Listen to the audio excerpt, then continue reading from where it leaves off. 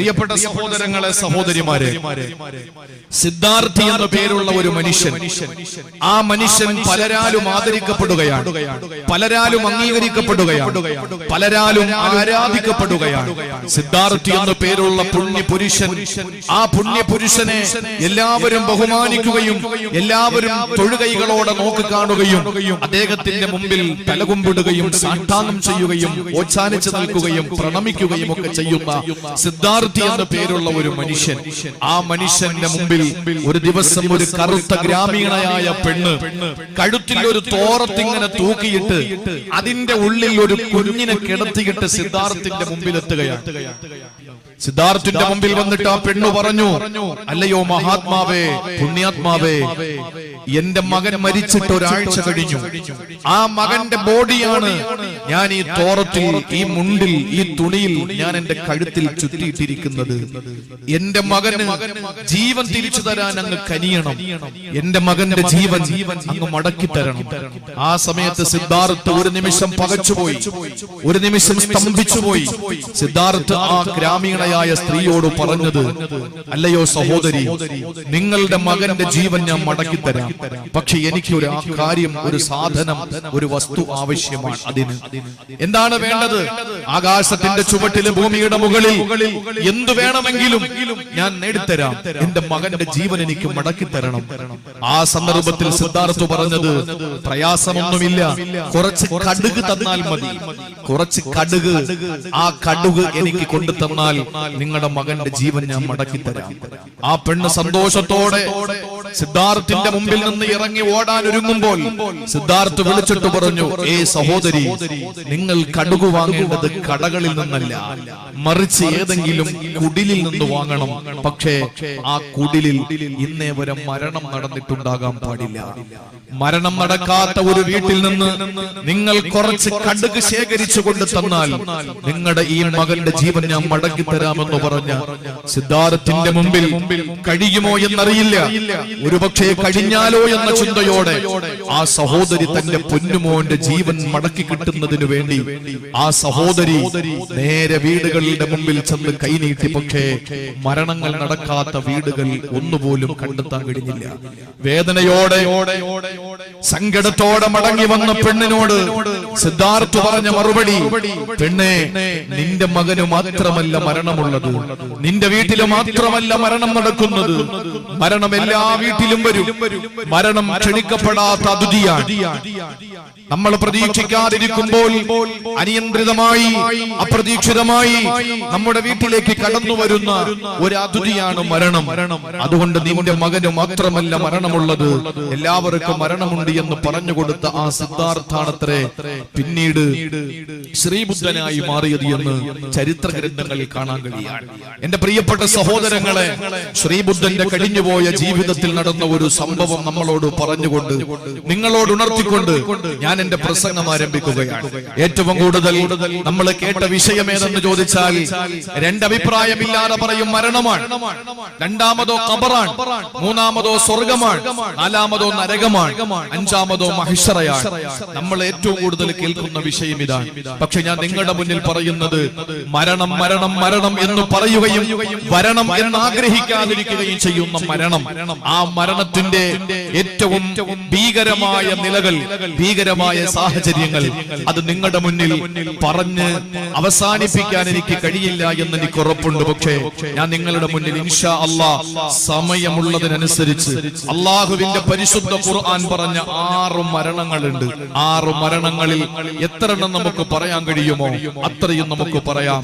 അല്ലാഹു റബ്ബുൽ ഇസ്സത്ത് നമുക്ക് മനസ്സിലാക്കാനുള്ള തൗഫീഖ് നൽകി അനുഗ്രഹിക്കുമാറാവട്ടെ. ഖുർആനിൽ അല്ലാഹു തആല പറഞ്ഞ ചില മരണങ്ങളുണ്ട്.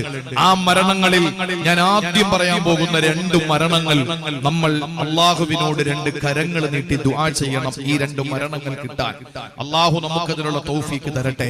പിന്നെ ഞാൻ പറയുന്ന മരണം, പടച്ചവനെ ഒരിക്കലും നമ്മുടെ ജീവിതത്തിൽ വരല്ലേ എന്ന് നമ്മൾ ദുആ ചെയ്യണം. ആദ്യം ആ 3 എണ്ണം നമുക്ക് പറയാം. ബാക്കി സമയമുണ്ടെങ്കിൽ നമുക്ക് ഇൻഷാ അല്ലാഹ് പിന്നീട് നമുക്ക് പറയാം. അല്ലാഹു നമുക്ക് മരിക്കുന്ന സമയം അല്ലാഹു നന്നായി മരിക്കാനുള്ള തൗഫീഖ് തരട്ടെ. കണ്ണൂർ ജില്ലയിലാണ്. പുതുമാരൻ ഒരുങ്ങി വന്നപ്പോൾ ഞാൻ പ്രസംഗിച്ചതിന്റെ ക്ലിപ്പുകൾ ഒരുപാട് സഹോദരങ്ങളുടെ കൈകളിലുണ്ട്. ശവപ്പെട്ടിയിൽ പുതുമാരനെ ഒരുക്കി കൊണ്ടുവരുന്ന കാലത്ത് ഇല്ല, മരിച്ചു പോകുമ്പോ പുതിയാപ്പളയെ പോലെ കിടക്കണം, അല്ലാതെ ശവപ്പെട്ടിയിൽ പുതുമാരനായി പോകലല്ല. മരണപ്പെട്ടു പോകുമ്പോൾ പുതിയാപ്പളയായി പോകലാണ് നമുക്ക് അഭികാമ്യം.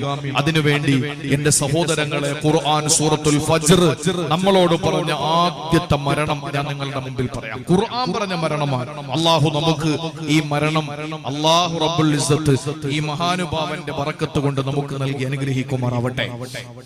അള്ളാഹുവിന്റെ ഖുർആൻ പറഞ്ഞു, ഒന്നാമത്തെ മരണമാണ്. ജീവിതത്തിൽ നമ്മൾ എല്ലാവരും മരിക്കും, ഒരാള് പോലും മരിക്കാതിരിക്കില്ല.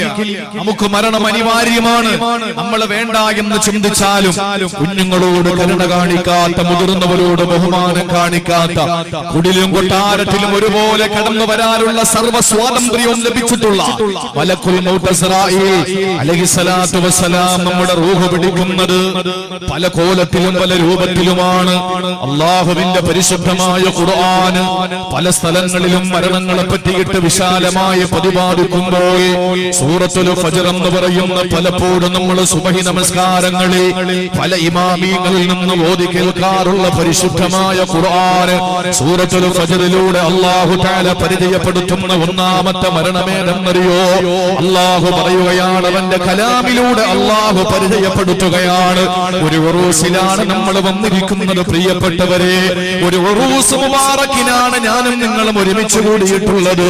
അല്ലാഹു ഇഷ്ടപ്പെടുന്ന പടച്ചവന്റെ ആരിഫായ അല്ലാഹുവിന്റെ പരിശുദ്ധമായ അവന്റെ സിഫാത്തുകളും അവന്റെ അഫ്ആലുകളും അവന്റെ സർവ്വതും എല്ലാം അറിയേണ്ട വിധം അറിഞ്ഞിട്ടുള്ള അല്ലാഹുവിന്റെ ആരിഫീങ്ങളിൽപ്പെട്ട ഒരു വലിയ മഹാന്റെ മുമ്പിൽ നമ്മൾ ഒരുമിച്ച് കൂടുമ്പോ എന്റെ പ്രിയമുള്ള ചെറുപ്പക്കാരാ, എന്റെ പ്രിയപ്പെട്ട ശബ്ദം ശ്രവിക്കുന്ന എന്റെ പ്രിയപ്പെട്ട ഉമ്മ,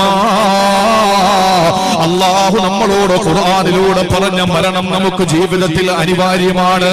ആ മരണത്തിന് വേണ്ടി നമ്മൾ പ്രവർത്തിക്കണേ, മരണത്തിന് വേണ്ടി നമ്മൾ പ്രാർത്ഥിക്കണേ. ഏതാണ് മരണമെന്നറിയോ? അല്ലാഹുവിന്റെ പരിശുദ്ധ ഖുർആൻ സൂറത്തുൽ ഫജ്റിലൂടെ അല്ലാഹു പറയുകയാ, യാ അയ്യതുഹൻ നഫ്സുൽ മുത്മഇന്ന ഇർജിഇ ربك راضية مرضية فادخلي في عبادي وادخلي جنتي. അല്ലാഹു പറയുകയാണ് അവന്റെ കലാമിലൂടെ അർത്ഥസംഖ്യക്കിടയില്ലാതെ, ഒരു വള്ളിക്കും ഒരു പുള്ളിക്കും വ്യത്യാസമില്ലാതെ, ഇന്നേ വരെ ആരുടെ മുമ്പിലും പരാജയപ്പെട്ടു പോകാതെ ജ്വലിച്ചു നിൽക്കുന്ന പ്രഫുല്ലമായ വിശുദ്ധമായ ഗ്രന്ഥം അല്ലാഹുവിന്റെ പരിശുദ്ധമായ ഖുർആനിലൂടെ അല്ലാഹു പരിചയപ്പെടുത്തുകയാ. ഏതാണ് ഒന്നാമത് അല്ലാഹുവിന്റെ ഖുർആൻ പരിചയപ്പെടുത്തിയ മരണമെന്നറിയോ? ഏത് സെക്കൻഡിലാണ് പൊന്നുമോനെ മരിക്കുന്നതെന്ന് പറയാൻ നമുക്ക് കഴിയില്ല. ഏത് സെക്കൻഡിലാണ്, ഏത് നിമിഷത്തിലാണ് നമ്മളെ മരിക്കുന്നതെന്ന് പറയാൻ നമുക്ക് കഴിയില്ല. പ്രിയപ്പെട്ട പെങ്ങളെ, ഇല്ല മനുഷ്യരെ, ഇല്ല മനുഷ്യരെ, 40 ദിവസങ്ങൾക്ക് മുമ്പ് അല്ലാഹുവിന്റെ മാലാഖമാരുടെ ഇടയിൽ നമ്മുടെ പേര് മയ്യത്തെന്ന് വിളിക്കപ്പെട്ടു പോയാൽ നമുക്കറിയില്ല. നമ്മുടെ വിസ എടുക്കുന്നു, പാസ്പോർട്ട് അടിക്കുന്നു, നമ്മൾ ടിക്കറ്റ് അടിക്കുന്നു, നമ്മൾ ടിക്കറ്റ് എടുക്കുന്നു, വീട് വെക്കുന്നു, കല്യാണം കഴിക്കുന്നു, എല്ലാം ചെയ്യുന്നു. പക്ഷേ നമ്മൾ മരിക്കുന്നതിന് 40 ദിവസങ്ങൾക്ക് മുമ്പ് അല്ലാഹുവിന്റെ മലായികത്തുകളുടെ ലോകത്ത് നമ്മളെ പേര് മയ്യത്തെന്നാണ്. അതിഞ്ഞാലിലും അതുപോലെ കാഞ്ഞങ്ങാട്ടും ചിട്ടാരിയിലും മാണിക്കോത്തിലുമുള്ള നിങ്ങളുടെ പേരുകൾ വിളിക്കൂല. നിങ്ങളെ പറ്റിയിട്ട് അല്ലാഹുവിന്റെ മാലാഖമാരെ വിളിക്കുന്ന പേര് മയ്യത്തെന്നാണ്. എന്ന് പറഞ്ഞാൽ ബോഡി എന്നാണ്, ശവമെന്നാണ് മലക്കുകളുടെ ലോകത്ത് നിങ്ങളെ പറ്റി, എന്നെ പറ്റി വിളിക്കുന്നത്. ഈ പറയുന്ന എന്റെയോ കേൾക്കുന്ന നിങ്ങളുടെയോ സംഘടിപ്പിച്ച സംഘാടകരുടെയോ പേര് മയ്യത്താണോ ഇല്ലയോ എന്ന് നമുക്ക് പറയാൻ കഴിയില്ല. അതുകൊണ്ട് എന്റെ ചെറുപ്പക്കാരാ, എന്റെ പ്രിയപ്പെട്ട ശബ്ദം ശ്രവിക്കുന്ന പെങ്ങളെ, കാസർഗോഡ് ജില്ലയൊക്കെ മാറിപ്പോയി. ആർക്കും എന്നോട് ദേഷ്യം തോന്നല്ലേ, ആർക്കും എന്നോട് പരിഭവം തോന്നല്ലേ. പരിശുദ്ധമായ ദീനാണ്, അല്ലാഹുവിന്റെ വിശുദ്ധമായ ദീനാണ്. പറയാതിരിക്കാൻ നിർവാഹമില്ല പെങ്ങളെ, പറയാതിരിക്കാൻ നിർവാഹമില്ല. അല്ലാഹുവിന്റെ ഖുർആനിൽ നിന്ന് ദൂരത്തായി കൊണ്ടിരിക്കുകയാ. പ്രഭാഷണങ്ങൾക്ക് കുറവില്ല, പ്രസംഗങ്ങൾക്ക് കുറവില്ല, കഥാപ്രസംഗങ്ങൾക്ക് കുറവില്ല, മജ്ലിസുന്നൂറുകൾക്ക് കുറവില്ല, ദിക്ർ ഹൽക്കകൾക്ക് കുറവില്ല, ദുആ മജ്‌ലിസുകൾക്ക് കുറവില്ല. എവിടെയാണ് കുറവ് വന്നത് ചെറുപ്പക്കാരാ? എവിടെയാണ് പെങ്ങളെ കുറവ് വന്നത്? മതബോധം നമുക്ക് നഷ്ടപ്പെട്ടിരിക്കുകയാണ്, മതബോധം നഷ്ടപ്പെട്ടിരിക്കുകയാ. വീണ്ടെടുക്കണേ ഉമ്മത്തെ, വീണ്ടെടുക്കണേ സമുദായമേ.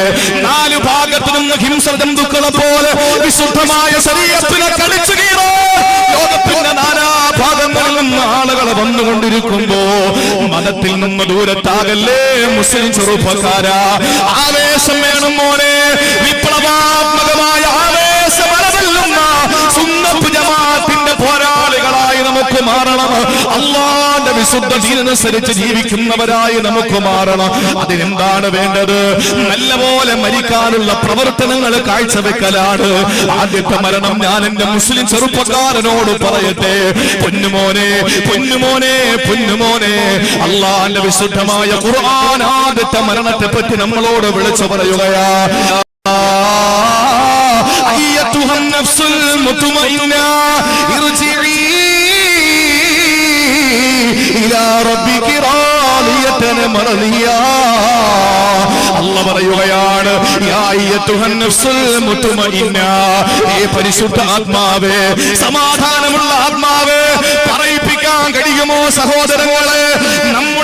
നമ്മളാക്കി മാറ്റുന്ന ആത്മാവുണ്ടല്ലോ, ഇത് ശരീരമാണ്, ബോഡിയാണ്. എന്നെ ഞാനാക്കി മാറ്റിയത് റൂഹാണ്. എന്റെ കണ്ണുകൾ ചലിപ്പിച്ചത് റൂഹാണ്, എന്റെ കാലുകൾ ചലിപ്പിക്കുന്നത് റൂഹാണ്, എന്റെ കരങ്ങൾ ചലിപ്പിക്കുന്നത് റൂഹാണ്. എന്നെ ഞാനാക്കി മാറ്റിയത് എന്റെ ആത്മാവാണ്, ശരീരമല്ല. സഹോദരങ്ങളെ, എന്റെയും നിങ്ങളുടെയും ആത്മാവുണ്ടല്ലോ, ഈ ആത്മാവ് പരിശുദ്ധമാണ് എന്ന് മലായിക്കത്തുകളെ കൊണ്ട് പറയിപ്പിക്കാൻ നമുക്ക് കഴിയുമോ? അങ്ങനെ പറയിപ്പിച്ചവരാണ് 63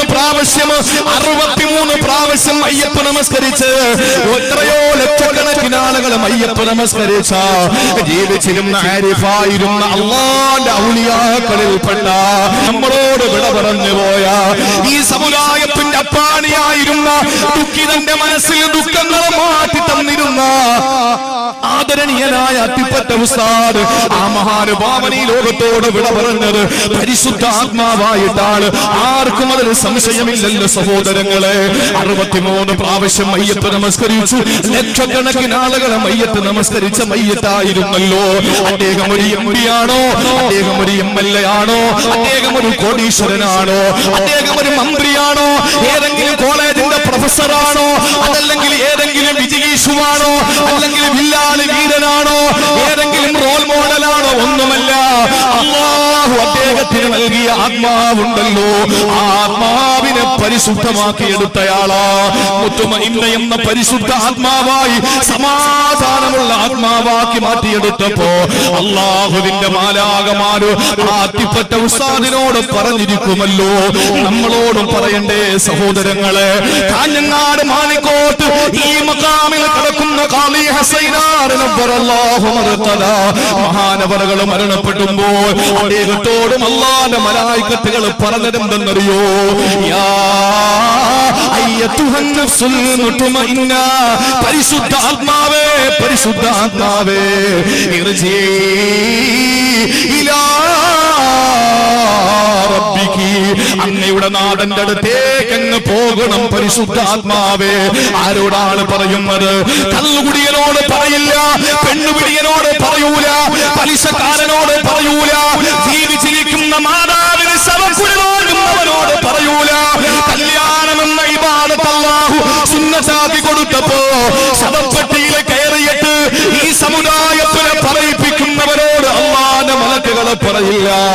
ആദരിക്കപ്പെടേണ്ടവരെ ആദരിക്കാത്തവനോട് അല്ലാഹുവിന്റെ മലായികത്തുകൾ പറയില്ല.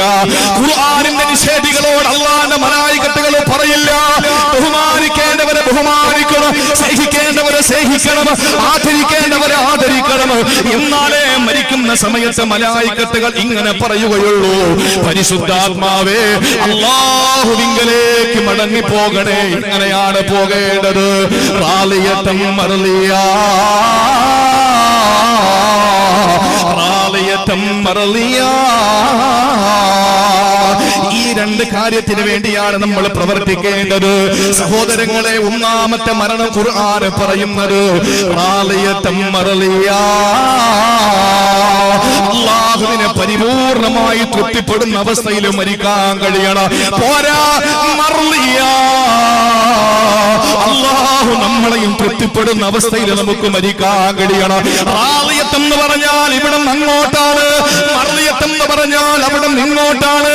എന്റെ പെങ്ങളെ, നീ മരിക്കുന്ന സമയത്ത് അല്ലാഹുവിനെ നീ തൃപ്തിപ്പെട്ടാ പോരാ, നീ അല്ലാഹുവിനെ തൃപ്തിപ്പെടും. എന്തുകൊണ്ടാണ്? നിനക്ക് നല്ല ഭർത്താവിനെ അല്ലാഹു തന്നില്ലേ, നിനക്ക് ശീതീകരിച്ച വാഹനം തന്നില്ലേ, നിനക്ക് ബഹുനില കെട്ടിടങ്ങൾ തന്നില്ലേ, നിനക്ക് ബിസിനസ് സാമ്രാജ്യങ്ങൾ തന്നില്ലേ, നിനക്ക് എന്തൊക്കെയാണ് അല്ലാഹു തന്നത്. അതുകൊണ്ട് നീ പടച്ചവനെ തൃപ്തിപ്പെടും.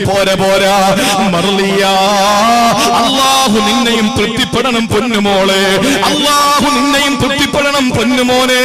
ആ അവസ്ഥയിൽ മരിക്കുന്നവരാണ് ആദ്യത്തെ മരണം സ്വീകരിക്കുന്നവരെന്ന് അല്ലാഹുവിന്റെ പരിശുദ്ധ ഖുർആൻ. അല്ലാഹു നമുക്കതിനുള്ള തൗഫീഖ് നൽകി അനുഗ്രഹിക്കട്ടെ. ഒന്നാമത്തെ മരണം പടച്ചതമ്പുരാൻ ഈ സരസിന്റെ ബറക്കത്ത് കൊണ്ട് ആ മരണം നമുക്ക് ഓരോരുത്തർക്കും അല്ലാഹു നൽകി അനുഗ്രഹിക്കുമാറാവട്ടെ. മറക്കരുതേ സഹോദരങ്ങളെ, ഇപ്പോൾ ഒരു പ്രശ്നമുള്ളത് കാസർഗോഡ് ജില്ലയിൽ ഈ വിഷയം പറഞ്ഞാൽ ഇനി കേരളത്തിൽ ഒരു സ്ഥലത്തും ഈ വിഷയം പറയാൻ പറ്റില്ല.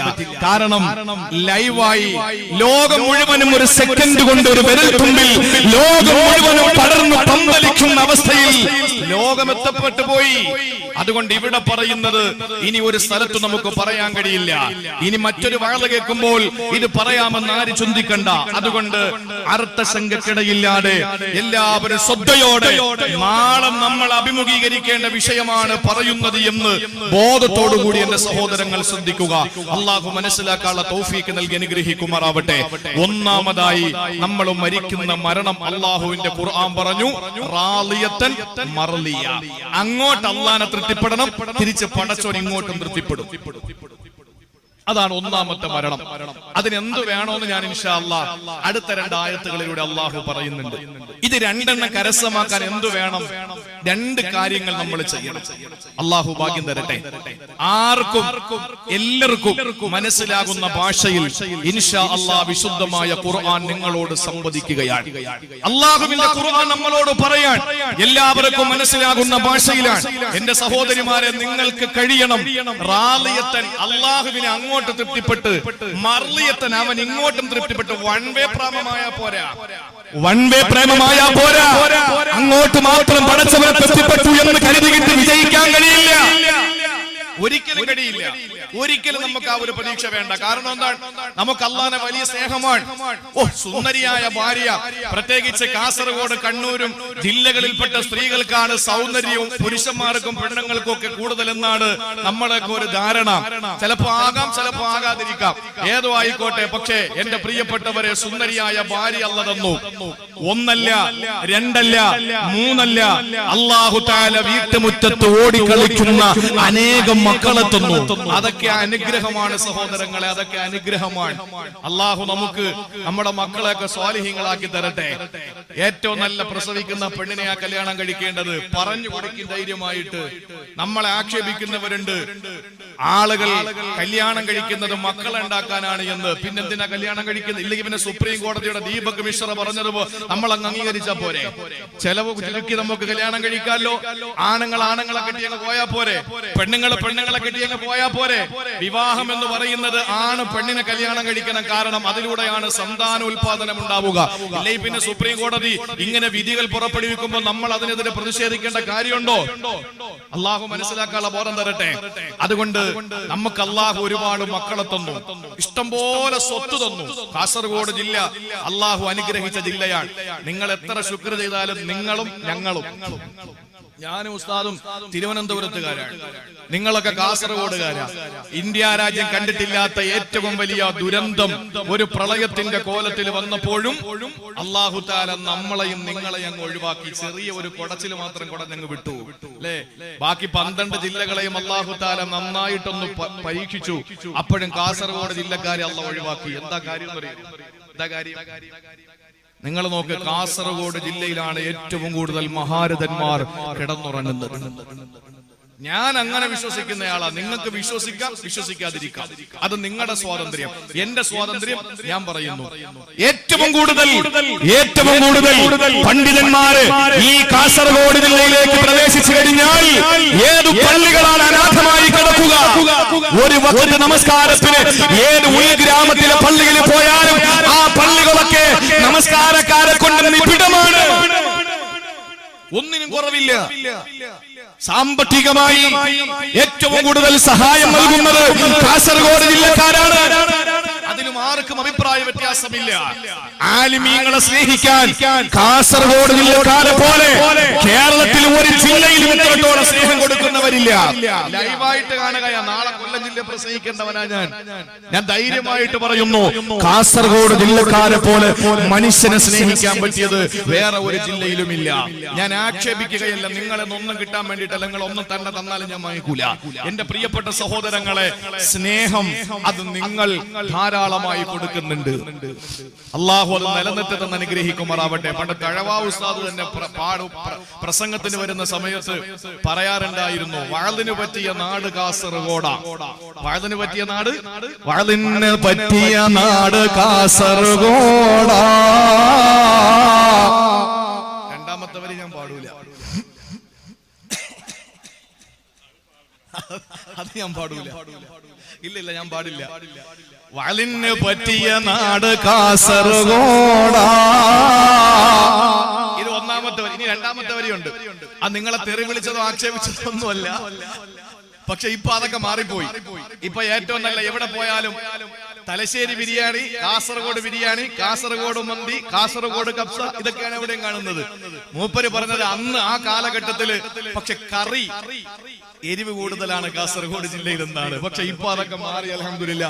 ആ എരിവ് മൊത്തം തിരുവനന്തപുരത്തായി. ഇവിടെ നിന്ന് വരുന്നവരൊക്കെ പറയാറുണ്ട്, എന്തോ ഒരു രുചിയാണ്. തിരുവനന്തപുരത്ത് ഒരു കടയുണ്ട്, ഒരു ചെറിയ പെട്ടിക്കട, പേര് തന്നെ ഉസ്താദ് ഹോട്ടൽ എന്നാണ്. അപ്പൊ ഈ അടുത്ത് വന്നാണെന്ന് മനസ്സിലായല്ലോ. ഉസ്താദ് ഹോട്ടൽ എന്ന് പറയുമ്പോൾ തന്നെ ഈ അടുത്ത് വന്നാണെന്ന് മനസ്സിലാവുമല്ലോ. ഏത്? അപ്പൊ ആ ഹോട്ടലില് നല്ല ഫ്രഷ് മീൻ കിട്ടും. ഇപ്പൊ ചിത്താരിയിലെ എന്റെ പ്രിയപ്പെട്ട സഹോദരങ്ങളൊക്കെ ഇവിടെ നിന്ന് വണ്ടി കയറി അവിടെ വന്ന് ഭക്ഷണം കഴിപ്പാ ജോലി. കാസർഗോഡ് നിന്ന് അവിടെ വന്ന് ഭക്ഷണം കഴിക്കും. കാരണം കുറഞ്ഞ പൈസയേ ഉള്ളൂ, നല്ല വായിക്ക് രുചിയായിട്ട് ഫ്രഷായ മീൻ കിട്ടും. എന്നാൽ ഞങ്ങളുടെ നാടുകളിലൊക്കെ മീൻ വരും ദുബായിൽ നിന്ന് മയ്യത്ത് കൊണ്ടുവരും പോലെയാ, ഫ്രീസറിൽ വെച്ചിട്ട് 7 ദിവസം കഴിഞ്ഞേ കിട്ടുള്ളൂ. മയ്യത്ത് ദുബായിൽ നിന്ന് മരിച്ചുകൊണ്ട് വരുന്നത് പോലെയാണ്. 7 ദിവസം കഴിഞ്ഞല്ലേ ഞെട്ടുള്ളൂ, പേപ്പറൊക്കെ ശരിയാവണമല്ലോ. എന്റെ പ്രിയപ്പെട്ട സഹോദരങ്ങളെ, ഞാൻ പറഞ്ഞു വന്നത്, അള്ളാഹു അനുഗ്രഹിച്ച നാടാണ് നമ്മുടെ നാട്. പക്ഷേ ഞാനൊന്ന് പറയട്ടെ സഹോദരങ്ങളെ, ഇതൊക്കെ അള്ളാഹു തരുമ്പോഴും നമ്മൾ പറയും, അള്ളാഹുവേ വലിയ സന്തോഷമായി. പള്ളിക്ക് പള്ളി, മക്കാമിന് മക്കാമ്, ആഹാരത്തിന് ആഹാരം. ഇന്ന് എന്നെ കുറച്ച് ആളുകള് നമ്മുടെ പള്ളിപ്പുഴ എന്നല്ലേ, പള്ളിപ്പുഴ ഈ പത്തലും ബീഫും കിട്ടുന്നു അല്ലേ, അവിടെ കൊണ്ടുപോയി. റാത്തീബ് എല്ലായിടത്തും കിട്ടുമെങ്കിലും അവിടുത്തെ ബീഫിന് വല്ലാത്തൊരു രുചിയാ. ഞാൻ നല്ല മനോഹരമായിട്ട് കഴിച്ചു. ഏതായിരുന്നാലും എന്റെ പ്രിയപ്പെട്ട സഹോദരങ്ങളെ, ഇതൊക്കെ അള്ളാഹു നമുക്ക് തരുമ്പോൾ നമ്മൾ പടച്ചോനിൽ നല്ല തൃപ്തരാണ്. അൽഹംദുലില്ലാ. എപ്പോഴും ഭയങ്കര ശുക്റും ഹംദും ഒക്കെയാണ്. അള്ളാഹു അനുഗ്രഹിച്ചവരാണ്. കാസർഗോഡ് ജില്ലക്കാരെ കാണുമ്പോൾ പ്രത്യേകിച്ച് അറിയാം. തിരുവനന്തപുരത്ത് ഇഷ്ടംപോലെ ആളുകൾ വരാറുണ്ട്. RCCയിൽ പോകുന്നവരും മെഡിക്കൽ കോളേജിൽ വരുന്നവരും അല്ലാതൊക്കെ വരുന്നവരും ഒക്കെ ധാരാളമായിട്ട് വരാറുണ്ട്, കാണാറുണ്ട്, ഇടപഴകാറുണ്ട്. നല്ല മനുഷ്യരാ. പക്ഷെ ഞാൻ ഒന്ന് പറഞ്ഞോട്ടെ സഹോദരങ്ങളെ, പൊക്കിക്കൊണ്ടുവന്നത് നിങ്ങളെ അടിച്ചിടാനോ താഴ്ത്താനോ ഒന്നുമല്ല. ആ പൊങ്ങിയത് അങ്ങനെ തന്നെ നിന്നോട്ടെ. ഞാൻ പറയുന്നു, ഇതൊക്കെ നിങ്ങൾക്ക് അള്ളാഹു തരുമ്പോഴും നിങ്ങൾ അള്ളാഹുവിൽ പരിപൂർണ്ണ തൃപ്തരാണ്. നിങ്ങൾ നല്ല തൃപ്തരാണ്. ഒന്നിനൊരു കുറവ് അള്ളാഹു വരുത്തിയിട്ടില്ല. അൽഹംദുലില്ലാ. പക്ഷേ അത് മാത്രം കൊണ്ട് നിങ്ങൾക്ക് മരണത്തിൽ രക്ഷപ്പെടാൻ കഴിയുമെന്ന് വിചാരിക്കണ്ട. രണ്ടാമത്തെ ഒന്നുകൂടെ വേണം, അത് മർളിയ. അള്ളാഹ് തിരിച്ച് നിങ്ങളെ തൃപ്തിപ്പെടണം. അതിന് കല്യാണങ്ങൾ സൂക്ഷിക്കണം, അതിന് ആർഭാടങ്ങൾ ഒഴിവാക്കണം, അതിൽ അനാമത്ത് ചെലവുകൾ മാറ്റിവെക്കണം, അതിൽ സഹോദരിമാർ അച്ചടക്കം പാലിക്കുന്നവരാകണം. ഇതൊക്കെ നമ്മൾ ചെയ്താലേ അള്ളാഹ് ഇങ്ങോട്ട് സ്നേഹിക്കൂ. അങ്ങോട്ട് സ്നേഹിച്ചിട്ട് കാര്യമില്ല. അങ്ങനെ അങ്ങോട്ടും ഇങ്ങോട്ടും അങ്ങോട്ടും ഇങ്ങോട്ട് സ്നേഹിക്കുന്നവരായി, പരിപൂർണ്ണ തൃപ്തിയുള്ളവരായി ഈ ലോകത്ത് നിന്ന് വിട പറയുന്നവർക്കാണ് ആദ്യത്തെ മരണം അല്ലാഹു തആല സൂറത്തുൽ ഫജ്റിലൂടെ പറയുന്നത്. അതേതു മരണമാ? അല്ലാഹുവിന്റെ മലായികത്തുകൾ നമ്മുടെ കാടോരത്ത് വന്ന് നിന്ന്, കൺവെട്ടത്ത് വന്ന് നിന്ന് നമ്മളോട് പറയുമെന്നാണ്, നിന്റെ പടച്ചവനിലേക്ക് നീ അങ്ങ് മടങ്ങിപ്പോക്കോ എന്ന് പറയുമ്പോ ഒരു കൂജയിൽ നിന്ന് പച്ചവെള്ളം ഒഴിക്കുന്നത് എങ്ങനെയാണ്, ഒരു ഫ്ലാസ്കിൽ നിന്ന് വെള്ളമൊഴിക്കുന്നത് എങ്ങനെയാണ്, ഒരു ഗ്ലാസിൽ നിന്ന് വെള്ളമൊഴിക്കുന്നത് എങ്ങനെയാണ്, അതേ ലാഘവത്തോടെ നമ്മുടെ ശരീരത്തിൽ നിന്ന്, തടിയിൽ നിന്ന്, ജഡത്തിൽ നിന്ന് റൂഹ് ഇറങ്ങി പോകുമെന്ന് മുഹമ്മദുർ റസൂലുള്ളാഹ്. ഒരു ഗ്ലാസ് വെള്ളമെടുക്ക് സഹോദരങ്ങളെ, ഹൗലിൽ കിടക്കുന്ന ഒരു കപ്പെടുക്ക്, എന്നിട്ട് ഒരു കപ്പ് വെള്ളമെടുക്ക്, എന്നിട്ട് ഹൗലിലേക്ക് തന്നെ നിങ്ങൾ വെള്ളമൊഴിച്ച് എന്തെങ്കിലും തടസ്സമുണ്ടോ, എന്തെങ്കിലും വിഷമമുണ്ടോ, എന്തെങ്കിലും പ്രയാസമുണ്ടോ, എന്തെങ്കിലും വിഘാതമുണ്ടോ, വിഘ്നമുണ്ടോ, എന്തെങ്കിലും മാർഗ തടസ്സമുണ്ടോ, ഒന്നുമില്ല, ഒന്നുമില്ല. ഇതുപോലെ നിങ്ങളുടെ റൂഹ് ശരീരത്തിൽ നിന്ന് ഇറങ്ങി പോകുമെന്ന് ലോകത്തിന്റെ നേതാവ്, നമ്മുടെ കൽബിന്റെ രാജാവ്, ലോകവിശ്വാസികളുടെ ജേതാവ് മുഹമ്മദുർ റസൂലുള്ളാഹ്. ആരെന്റെ പ്രിയമുള്ള സഹോദരങ്ങളെ, ഈ പറയുന്ന രീതിയിൽ പടച്ചവനെ തൃപ്തിപ്പെടുകയും തിരിച്ചല്ലാഹു തൃപ്തിപ്പെടുകയും ചെയ്തുവോ? നിങ്ങൾക്കറിയോ മഹാനായ അബ്ദുല്ലാഹി ഇബ്നു അബ്ബാസ് റളിയല്ലാഹു തആല അൻഹു ആരാണെന്നറിയോ സഹോദരങ്ങളെ? Ibn Abbas ആരെന്നറിയോ? ഈ സമൂഹം പഠിക്കേണ്ടത് ഇബ്നു അബ്ബാസിനെയാണ്. ഈ സമൂഹത്തിന് അവരെയൊന്നും അറിയില്ല, ഈ സമുദായത്തിൽ നിന്ന് അവരെയൊന്നും അറിയില്ല. ഇന്നറിയുന്ന കുറെ ക്രിക്കറ്റ് താരങ്ങളാ, ഫുട്ബോൾ താരങ്ങളാ, വോളിബോൾ താരങ്ങളാ, ആർട്ടിസ്റ്റുകളെയാണ്. ഇല്ല ചെറുപ്പക്കാരാ, നിങ്ങൾ പഠിക്കേണ്ടത്, role മോഡലാക്കേണ്ടത് Abdullahi Ibnu അബ്ബാസിനെ പോലുള്ളവരെയാണ്. Abdullahi Ibn Abbas റളിയല്ലാഹു തആല അൻഹു മരണപ്പെടുകയാണ്. ആരാണ് ഇബ്നു അബ്ബാസ് എന്നറിയോ? അല്ലാഹുവിന്റെ റസൂൽ ഒരു ദിവസം നെഞ്ചത്തേക്ക് 5 വിരലുകൾ ചേർത്ത് വെച്ചിട്ട് അല്ലാഹുവിന്റെ റസൂൽ ദുആ ഇറക്കുകയാണ്, അല്ലാഹുമ്മ അല്ലിമുൽ കിതാബ്. അല്ലാഹുവേ, ഇബ്നു അബ്ബാസിനെ നീ ഖുർആൻ നേരിട്ട് പഠിപ്പിച്ചു കൊടുക്കണേ അല്ലാഹ്. സഹോദരങ്ങളെ, ഖുർആൻ പഠിപ്പിച്ചു കൊടുത്തതാരാ? ആർക്കും തന്നെ അഭിപ്രായ വ്യത്യാസമില്ല. ലോകത്തിന്റെ നേതാവ് സഹാബത്തിന് ഖുർആൻ പഠിപ്പിച്ചു കൊടുത്തുകൊണ്ടിരിക്കുമ്പോ അല്ലാഹുവിന്റെ റസൂൽ ദുആ ചെയ്യുന്ന പോരാ, പടച്ചവനെ ഞാൻ പഠിപ്പിച്ചു കൊടുക്കുന്നത് മാത്രം പോരാ, ഇബ്നു അബ്ബാസിനെ നീ നേരിട്ട് പഠിപ്പിച്ചു കൊടുക്കണേ അല്ലാഹ്. നബി തങ്ങൾ ദുആ ചെയ്തു. Ibn Abbas ആരായെന്നറിയോ?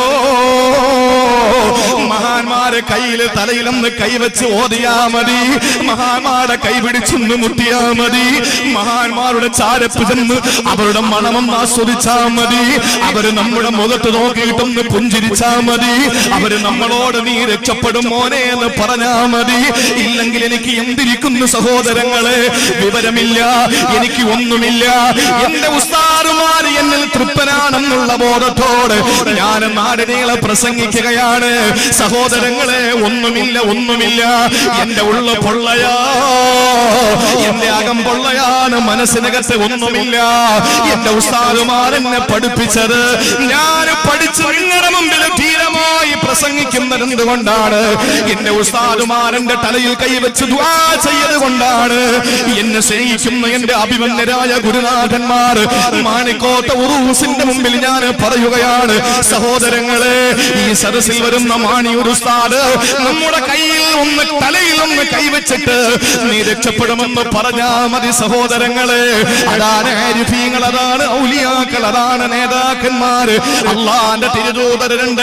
തന്റെ മുസബ്ബിഹ വിരലടക്കമുള്ള 5 വിരലുകൾ നെഞ്ചത്തേക്ക് ചേർത്ത് വെച്ചുകൊണ്ട് ഇബ്നു അബ്ബാസ് തങ്ങൾക്ക് വേണ്ടി ദുആ ചെയ്തത്, അല്ലാഹുമ്മ അല്ലിമുൽ കിതാബ്. അല്ലാഹുവേ, ഇബ്നു അബ്ബാസിനെ നീ ഡയറക്റ്റായി ഖുർആൻ പഠിപ്പിച്ചു കൊടുക്കണേ അല്ലാഹ്. ഒരു മാധ്യമമില്ലാതെ, ഒരു ഇടയാളനില്ലാതെ നീ ഖുർആൻ പഠിപ്പിച്ചു കൊടുക്കണേ അല്ലാഹ്. ഈ ഒരൊറ്റ ദുആ കാരണം ഇബ്നു അബ്ബാസ് ആരായെന്നറിയോ സഹോദരങ്ങളെ? ഇന്നും ഖുർആനിന്റെ മുഫസ്സിരീങ്ങൾ, ഇന്നും ഖുർആനിന്റെ വ്യാഖ്യാതാക്കൾ, ഇന്നും ഖുർആനിന്റെ പരിഭാഷകർ, ഇന്നും ഖുർആനിന്റെ പണ്ഡിതന്മാർ, ഇന്നും ഖുർആനിന്റെ വരികൾക്കിടയിലൂടെ സഞ്ചരിക്കുന്നവർ, ഇന്നും ഖുർആനിന്റെ ആഴക്കടലിലേക്ക് ഇറങ്ങിയിട്ട് നമ്മുടെ മുമ്പിൽ പവിഴപുത്തുകൾ കൊണ്ടുതരുന്ന ഉലമാക്കൾ അവരുടെ നേതാവായി മാറിയില്ലേ? ഇബ്നു അബ്ബാസ് റളിയല്ലാഹു അൻഹു ലീഡറായി, നേതാവായി, അമീറായി. എന്തിന്റെ അമീറാണ്? എന്തിന്റെ ലീഡർഷിപ്പാണ് കിട്ടിയത്? പാർട്ടിയുടേതല്ല. എന്തിന്റെ അമീറാണ്? ഹജ്ജ് ഗ്രൂപ്പിന്റെയോ ഉംറ ഗ്രൂപ്പിന്റെയോ അല്ല. എന്തിന്റെ നേതാവാണ്? സംഘടനയുടെ നേതാവല്ല. റഈസുൽ മുഫസ്സിരീൻ, ഖുർആനിന്റെ വ്യാഖ്യാതാക്കളുടെ നേതാവായി ഇബ്നു അബ്ബാസ് റളിയല്ലാഹു അൻഹു അറിയപ്പെട്ടത്. അതെന്തുകൊണ്ടാണ് സഹോദരങ്ങളെ? നബി തങ്ങളുടെ ഒരു ദുആയാ. ഈ മഹാൻ ഈ ലോകത്തു നിന്ന് വിട പറഞ്ഞു പോയി. ഈ മഹാൻ ഈ ലോകത്തു നിന്ന് വിട പറഞ്ഞു പോയി. ആ സമയത്ത് അദ്ദേഹത്തിന്റെ മയ്യത്ത് 3 വെള്ള തുണിയിൽ പൊതിഞ്ഞ് സഹോദരങ്ങളെ ഖബറാകുന്ന ഇടത്താവളത്തിലേക്ക് ഇറക്കി വെക്കുമ്പോ ആകാശത്തിൽ നിന്നൊരു അശരീരി മുഴങ്ങുകയാ. ആകാശത്തിൽ നിന്നൊരു അശരീരി മുഴങ്ങുകയാ. നമുക്കതിനുള്ള ഭാഗ്യം വേണം ചെറുപ്പക്കാരാ. നമുക്കതിനുള്ള ഭാഗ്യം വേണം പ്രിയപ്പെട്ട പെങ്ങള്. അത് നമ്മൾ ഖുർആനിലേക്ക് മടങ്ങണേ, ഹദീസുകളിലേക്ക് മടങ്ങണേ ചെറുപ്പക്കാരാ. ഇബ്നു അബ്ബാസ് തങ്ങളുടെ മയ്യത്ത് ഖബറിലേക്ക് എടുത്തു വെച്ചപ്പോ വാനലോകത്തിൽ നിന്നൊരു അശരീരി മുഴങ്ങുകയാ. എല്ലാവരും അത്ഭുതപ്പെട്ടു പോയി, സംഭീതരായി, പരിഭ്രമചിത്തരായി, സ്തബ്ധരായി. എന്തായി കേൾക്കുന്നത്? ആരായി ഓതുന്നത്? ആർക്കും അറിയില്ല, ആർക്കും അറിയില്ല. ആകാശലോകത്തിൽ നിന്ന് കേട്ടുമോളെ. എന്താണ് അശരീരി മുഴങ്ങിയതെന്നറിയോ? യാ അയ്യത്തുഹൻ നഫ്സുൽ മുത്മഇന്ന ഇർജി ربك راضية مرضية. അശരീരി മുഴങ്ങുന്ന സമയത്ത് സഹോദരങ്ങളെ അല്ലാഹുവിന്റെ പരിശുദ്ധമായ സ്വർഗ്ഗത്തിൽ നിന്ന് അവന്റെ കാരുണ്യത്തിന്റെ പ്രതീകമായി ഒരു പക്ഷിയുടെ കോലത്തിൽ അല്ലാഹുവിന്റെ കാരുണ്യം ഖബറിലേക്ക് ഇറങ്ങി വരികയാണ്. ആ പക്ഷി നേരെ പറന്നിറങ്ങി ഖബറിനകത്തേക്ക് പോകുകയാ. ആളുകളെ നോക്കി ഖബറിൽ നിന്ന് തിരിച്ച് പക്ഷി പറന്നുയരുന്നില്ല. എന്നാൽ ഖബറിനകത്ത് മുഴുവനും മരിച്ചു പെറുക്കി നോക്കി, ഖബറിനകത്ത് പക്ഷിയില്ല. ഏതാണ് കടന്നു വന്നതെന്നറിയോ? അല്ലാഹുവിന്റെ സമാധാനത്തിന്റെ പ്രതീകമാ. എന്തുകൊണ്ട് നേടി സഹോദരങ്ങളെ? അല്ലാഹുവിന്റെ ഖുർആൻ മുറുകെ പിടിച്ചത് കൊണ്ടാ. 0.0% പോലും ഖുർആൻ അനുസരിച്ച് ജീവിച്ച മഹാന്മാരാ. അത്തിപ്പറ്റ ഉസ്താദ് അങ്ങനത്തെയാണല്ലേ. നമ്മളിൽ നിന്ന് മരണപ്പെട്ടു പോയ മഹാരഥന്മാർ അങ്ങനെയല്ലേ. ദക്ഷിണ കേരള ജംഇയ്യത്തുൽ ഉലമ എന്ന് പറഞ്ഞാൽ തെക്കൻ കേരളത്തിൽ തൃശ്ശൂർ മുതൽ പിന്നെ അങ്ങോട്ട് ദക്ഷിണ കേരള ജംഇയ്യത്തുൽ ഉലമ എന്ന മഹാപ്രസ്ഥാനമാണ്. അത് സമസ്ത കേരള ജംഇയ്യത്തുൽ ഉലമ അംഗീകരിച്ചതാണ്. സഹോദരങ്ങളെ, ഞാൻ സംഘടന പറയുന്നതല്ല, ഞാൻ സംഘടനാ പക്ഷപാതിത്വം പറയുന്നതല്ല. പക്ഷെ നിങ്ങൾ അറിയണേ, മഹാനായ അസ്ഹരി തങ്ങൾ വഫാത്തായി. സമസ്തയുടെ പ്രസിഡന്റായിരുന്ന അസ്ഹരി തങ്ങൾ വഫാത്തായി. മഹാനുഭാവന്റെ പ്രിയപ്പെട്ട ശിഷ്യനായിരുന്നല്ലോ. ഈ അടുത്ത സമയത്ത് ഏതാനും ദിവസങ്ങൾക്ക് മുമ്പ് മരണപ്പെട്ടു പോയി. 86 വയസ്സെത്തിയിട്ട് മരണപ്പെട്ടു. ഈ 86ാമത്തെ വയസ്സിൽ മരണപ്പെടുമ്പോൾ 3 ദിവസങ്ങൾക്ക് മുമ്പ് ആശുപത്രിയിലേക്ക് കൊണ്ടുപോകുന്ന സമയത്തും ദർസി കിതാബുകൾ എടുത്തു കൊടുത്ത, ബുഖാരി എടുത്ത് തന്റെ പ്രിയപ്പെട്ട പൊന്നുമക്കൾക്ക് പാഠം എടുത്തു കൊടുത്ത VM ഉസ്താദ് എന്ന് പറയുന്ന ദക്ഷിണ കേരള ജംഇയ്യത്തുൽ ഉലമയുടെ പ്രസിഡന്റ് ആയിരുന്ന ആദരണീയനായ VM മൗലവി ഉസ്താദിനെ പറ്റിയിട്ട് ഈ അടുത്ത സമയത്ത് ഒരു കമന്റ് കണ്ടു. നാണമില്ലേടാ ചെറുപ്പക്കാരാ, സംഘടന എന്നുണ്ടായി പൊന്നുമോനെ. ഒരു ഉമർ എന്ന് പേരുള്ള ഒരു വൃത്തികെട്ടവൻ, അവനെ ഞാൻ ഉമറെന്ന് വിളിക്കില്ല, കുമാറെന്നോ എന്തോ വിളിക്കുള്ളൂ. കാരണം എന്തെന്നറിയോ? ഈ പറയുന്ന വാക്കൊരു മുസ്ലിമിനെ കൊണ്ട് പറയാൻ കഴിയില്ല. അവൻ ആദരണീയനായ VM ഉസ്താദിനെ പറ്റി പറഞ്ഞത് അല്ലാഹുവിന്റെ ഒരു ശത്രു കൂടി നാട് നീങ്ങിയെന്നാണ്. എങ്ങനെ പറയാൻ കഴിയുന്നടാ? എങ്ങനെ പറയാൻ കഴിയുമെന്നടാ? അള്ളാന്റെ ദീനിന് തെക്കും വടക്കുമെന്നുണ്ടോ? അള്ളാന്റെ ദീനിന് കേരളവും തമിഴ്നാടുമെന്നുണ്ടോ? അള്ളാന്റെ ദീനിന് ഇന്ത്യയും പാകിസ്ഥാനും എന്നുണ്ടോ? അള്ളാഹുവിന്റെ ദീനിന് യൂറോപ്പും ഏഷ്യയും എന്നുണ്ടോ? അള്ളാഹുവിന്റെ ദീനിന് ആകാശവും ഭൂമിയെന്നുമുണ്ടോ? അള്ളാഹുവിന്റെ ദീനിന് സ്വർഗം നരകങ്ങളെന്നുണ്ടോ? ഇല്ല മുസ്ലിമേ. അത്തിപ്പറ്റ ഉസ്താദ് ജീവിച്ചിരിക്കുമ്പോ, ആ മഹാനുഭാവൻ ജീവിച്ചിരിക്കുമ്പോ വിളിക്കുന്ന വലിയാണെന്ന് ഇടുക്കി ജില്ലയിലെ ഒരു പ്രസംഗത്തിൽ എനിക്ക് അനുഭവപ്പെട്ട കറാമത്ത്, എനിക്ക് അനുഭവപ്പെട്ട നേരിട്ട് എന്റെ കണ്ണുകൊണ്ട് കണ്ട, എന്റെ കാതുകൊണ്ട് ഞാൻ കേട്ട അത്ഭുതം വിശദീകരിച്ചുകൊണ്ട് തിരുവനന്തപുരം ജില്ലയിലെ പള്ളിപ്പുറം എന്ന് പറയുന്ന പ്രദേശത്ത് ഞാൻ പ്രസംഗിക്കുമ്പോ അതിന്റെ ക്ലിപ്പ് വൈറലായി ഫത്ഹുൽ ഫത്താഹിന്റെ അകത്തളത്തിൽ വരെ എത്തിയപ്പോ അതിന്റെ അടിയിൽ കമന്റ് ബോക്സിൽ ഒരു മുസ്ലിമാണ് കമന്റ് എഴുതിയിരുന്നത്. വെറുതെ ഒരു വലിയനെ കൂടെ കിട്ടിയിരിക്കുകയാണ്, എവിടെ കൊണ്ട് വെക്കുമടോ, എവിടെ ചെന്ന് നിൽക്കുമടോ, ഇപ്പറയും പരീക്ഷണം വന്നിട്ട് പോരേടാ. ഉലമാക്കളെ തള്ളിപ്പറയല്ല മോനെ, അലിമീങ്ങളെ തള്ളിപ്പറയല്ല മോനെ. അലിമീങ്ങളെ വിളക്കാണ്, ഉലമാക്കളെ പ്രകാശ ദീപമാണ്, പ്രഫുല്ലമാണ്, പ്രോജ്വല പ്രഭയാണ്. അവര് നഷ്ടപ്പെട്ടു പോയാ ഈ ലോകം അന്ധകാരത്തിലാണ്, ഇരുളിലാണ്, അജ്ഞതയിലാണ്, മലാലിയത്തിലാണ്, ജാഹിലിയത്തിലാണ്. അതുകൊണ്ട് ഉലമാക്കളിൽ ജീവിച്ചിരിക്കുന്ന മഹാന്മാർക്ക് വേണ്ടി ദുആ ചെയ്യണേ. അല്ലാഹുവേ ആഫിയത്ത് കൊടുക്കണേ അല്ലോ, ദീർഘായുസ് കൊടുക്കണേ അല്ലോ. ഇന്ന് വിടുവായുത്വം പറയുന്നവരെ നിയമസഭകളിൽ വരുന്നു, ഇന്ന് പാർലമെന്റുകളിൽ വിടുവായുത്വം പറയുന്നവർ വരുന്നു. നമ്മുടെ നീതിപീഠങ്ങളിൽ നിന്ന് പോലും നമുക്ക് നീതി കിട്ടാത്ത കാലഘട്ടത്തിൽ അല്ലാഹുവിന്റെ ദീനിന്റെ ദിശാബോധം നൽകേണ്ട ഉലമാക്കളാണ്. ആ ഉലമാക്കളുടെ ആയുസ്സിന് വേണ്ടി ദ്വാരക്കണേ ചെറുപ്പക്കാരാ, ആ ഉലമാക്കളുടെ ദീർഘായുസ്സിന് വേണ്ടി ദ്വാരക്കണേ പൊന്നുമോനെ. അവര് മരണപ്പെട്ടു പോയാൽ, ഈ നവാസ് മന്നാനി എന്ന ഞാൻ മരിച്ചു പോയാൽ എന്റെ മക്കൾക്ക് മാത്രമേ നഷ്ടം വരൂ, ലോകത്ത് വേറെ ആർക്കും നഷ്ടമില്ല. എന്നെക്കാൾ പ്രസംഗിക്കുന്ന ആയിരക്കണക്കിന് പണ്ഡിതന്മാര് വരും, പക്ഷേ ഉലമാക്കള് മഹത്തുക്കൾ മാണിയൂർ ഉസ്താദിനെ പോലെ, അവാർഡ് ഉസ്താദിനെ പോലെ, ചേലക്കാട് ഉസ്താദിനെ പോലെ, ചെറുവാളൂർ ഉസ്താദിനെ പോലെ, ജിഫ്രി തങ്ങളെ പോലെ, ആലിക്കുട്ടി ഉസ്താദിനെ പോലെ, മഹാന്മാരായ ചേലക്കുളം ഉസ്താദിനെ പോലെ, സുന്നി ജംഇയ്യത്തുൽ ഉലമയുടെ, സമസ്ത കേരള ജംഇയ്യത്തുൽ ഉലമയുടെ, അതുപോലെ കേരളത്തിന്റെ 4 പണ്ഡിത പ്രസ്ഥാനങ്ങളിൽ നിന്ന് ഉലമാക്കൾ മരണപ്പെട്ടു പോയാ നമുക്ക് നഷ്ടമാകുന്നത് സഹോദരങ്ങളെ സമുദായത്തെയാണ്. ഈ ലോകം തന്നെ മരിച്ചു പോവുകയാണ്. മൗത്തുൽ ആലിമി മൗത്തുൽ ആലമീ, പണ്ഡിതന്റെ മരണം ലോകത്തിന്റെ മരണമാണത്രേ. അതുകൊണ്ട് സഹോദരങ്ങളെ ദുആ ചെയ്യന്, അല്ലാഹു നമുക്ക് നല്ല മരണം തരട്ടെ. ഇബ്നു അബ്ബാസ് റളിയല്ലാഹു തആല അൻഹുവിന്റെ ഖബർ അല്ലാഹുവിന്റെ റഹ്മത്തിന്റെ പ്രതീകമാണ് പറന്നിറങ്ങിയത്. അവിടെ കേട്ട അശരീരി എന്താണ്? റാളിയതൻ മർലിയ, അല്ലാഹുവിനെ അങ്ങോട്ടും തിരിച്ച് പടച്ചവൻ ഇങ്ങോട്ടും തൃപ്തിപ്പെട്ടിരിക്കുകയാണെന്നുള്ള സുന്ദരമായ സന്ദേശം. അതിനുവേണ്ടി നമ്മൾ ചെയ്യാനുള്ളത് 3 കാര്യങ്ങൾ. ശ്രദ്ധിച്ച് കേൾക്കണം. ഇപ്പൊ നമ്മൾ ഫളായിലെ കേട്ടോളൂ, ശ്രേഷ്ഠത കേട്ടോളൂ, മരണം എങ്ങനെയെന്നേ കേട്ടോളൂ. ഇനി എങ്ങനെ ജീവിക്കണമെന്നതായി പറയാൻ പോകുന്ന 3 കാര്യങ്ങൾ ഞാൻ ഉറപ്പ് പറയാം.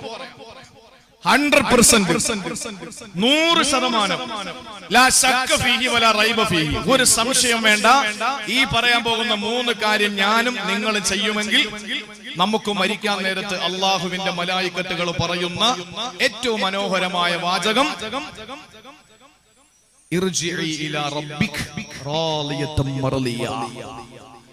അല്ലാഹു നമുക്കതിനുള്ള ഭാഗ്യം തരട്ടെ. 3 കാര്യങ്ങൾ. 1, 2 ഒരു ചെറിയ സൂറത്തിലൂടെ തന്നെ അല്ലാഹു നമ്മളെ പഠിപ്പിച്ചു. ആദ്യത്തെ 2 കാര്യങ്ങൾ ഏതാണ്? അതൊരു പക്ഷേ നമ്മൾ അത് 2ഉം പൂർത്തീകരിച്ചവരായിരിക്കും. ഈ പറയാൻ പോകുന്ന 2 കാര്യം നമ്മൾ കൃത്യമായി ചെയ്യുന്നവരാണ്. പക്ഷെ 3ാമത് വേറൊരു സൂറത്തിലൂടെ അല്ലാഹു തആല ഒരു കാര്യം കൂടെ പറഞ്ഞു. അത് ഒരു പക്ഷെ നമ്മളെ കൊണ്ട് ചെയ്തു തീർക്കാൻ കഴിയില്ല. അതും കൂടെ പൂർത്തീകരിച്ചാലേ നമുക്ക് മരിക്കുന്ന നേരത്ത് മലായികത്തുകൾ വന്നിട്ട് സന്തോഷത്തോടെ റബ്ബിലേക്ക് മടങ്ങിക്കോ, അങ്ങോട്ടും ഇങ്ങോട്ടും 2 വേ, അങ്ങോട്ടും ഇങ്ങോട്ടും സ്നേഹമാണ്. പടച്ചവന്റെ സ്നേഹത്തിന് അതിരുകളില്ല, അവാച്യമാണ്, അവർണ്ണനീയമാണ്, അചിന്തനീയമാണ്. നമുക്കത് പറയാൻ നിർവചിക്കാൻ കഴിയില്ല. അല്ലാഹു നമുക്ക് നല്ല മരണം നൽകി അനുഗ്രഹിക്കുമാറാവട്ടെ. സഹോദരങ്ങളെ, ആദ്യത്തെ 2 കാര്യം ഞാൻ പറയാം. അത് ഞാൻ വിശദീകരിക്കില്ല, കാരണം ഏറെക്കുറെ നമ്മളൊക്കെ അതിന്റെ ആളുകളാണ്. ഏതൊക്കെയാണ്? അല്ലാഹ് പറയുകയാണ്, ഇന്നല്ലദീന ആമനൂ വഅമിലുസ് സാലിഹാത്ത് ഉലൈക ഹും ഖൈറുൽ ബരിയ.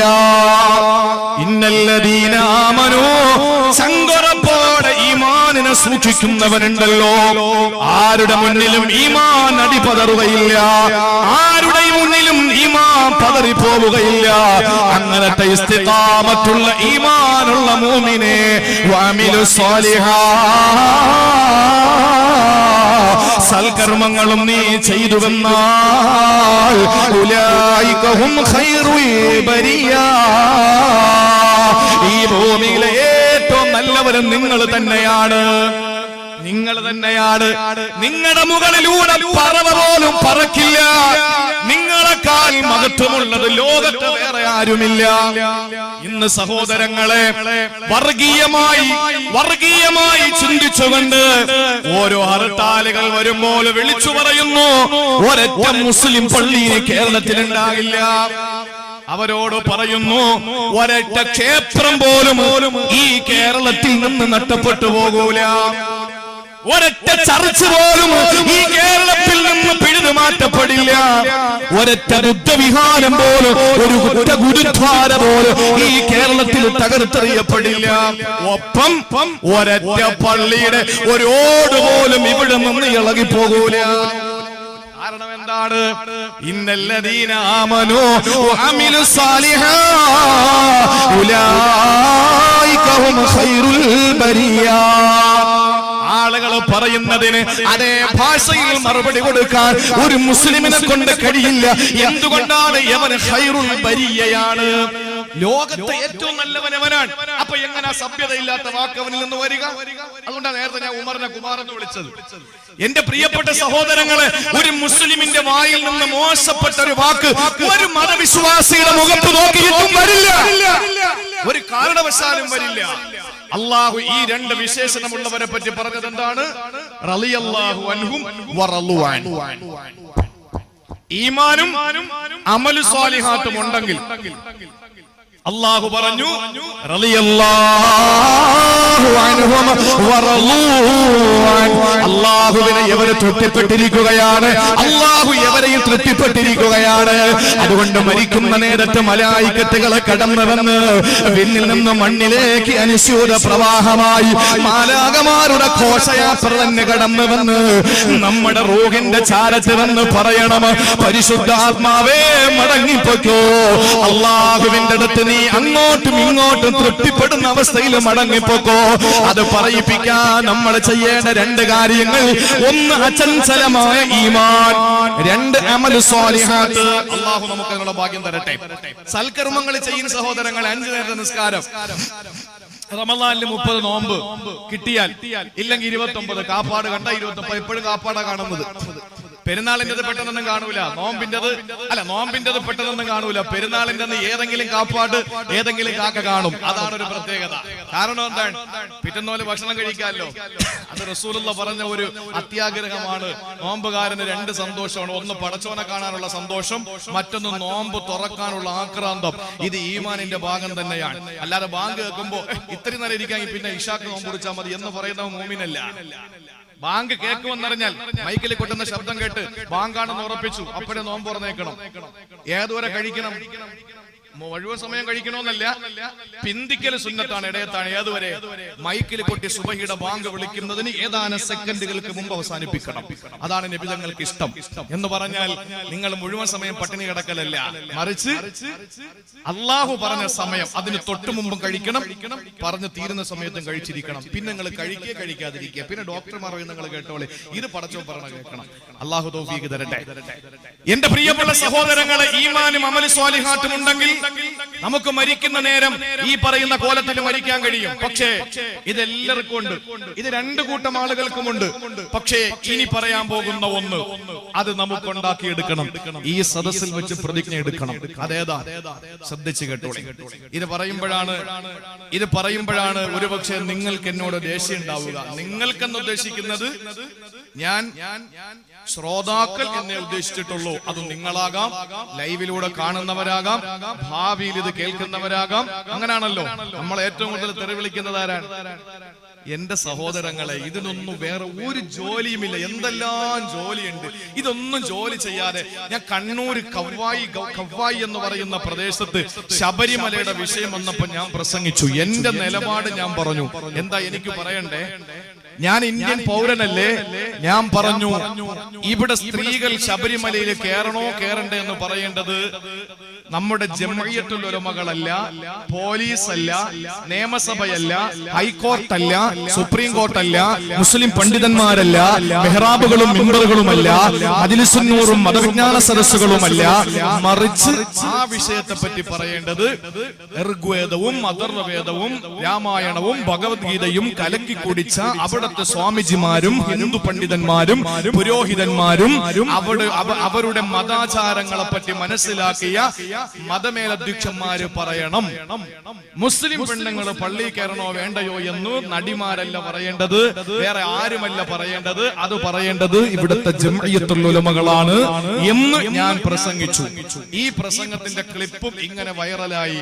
അതിന്റെ അടിയിൽ സിനിമാ നടൻ പപ്പനോ ഏതോ ഒരു പേരുള്ള ബിജു പപ്പൻ എന്ന് പറയുന്ന ഒരു സിനിമാ നടൻ, ആർട്ടിസ്റ്റാണ് അദ്ദേഹം പോലും ഈ ക്ലിപ്പ് എടുത്ത് അദ്ദേഹത്തിന്റെ FB-യിൽ പോസ്റ്റ് ചെയ്തിരിക്കുന്നു.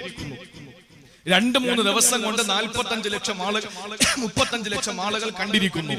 ഇതിനടിയിലുള്ള കമന്റുകൾ ഒരു ദിവസം ഒരു സഹോദരൻ എനിക്ക് വായിക്കാൻ വേണ്ടി അയച്ചു തന്നു.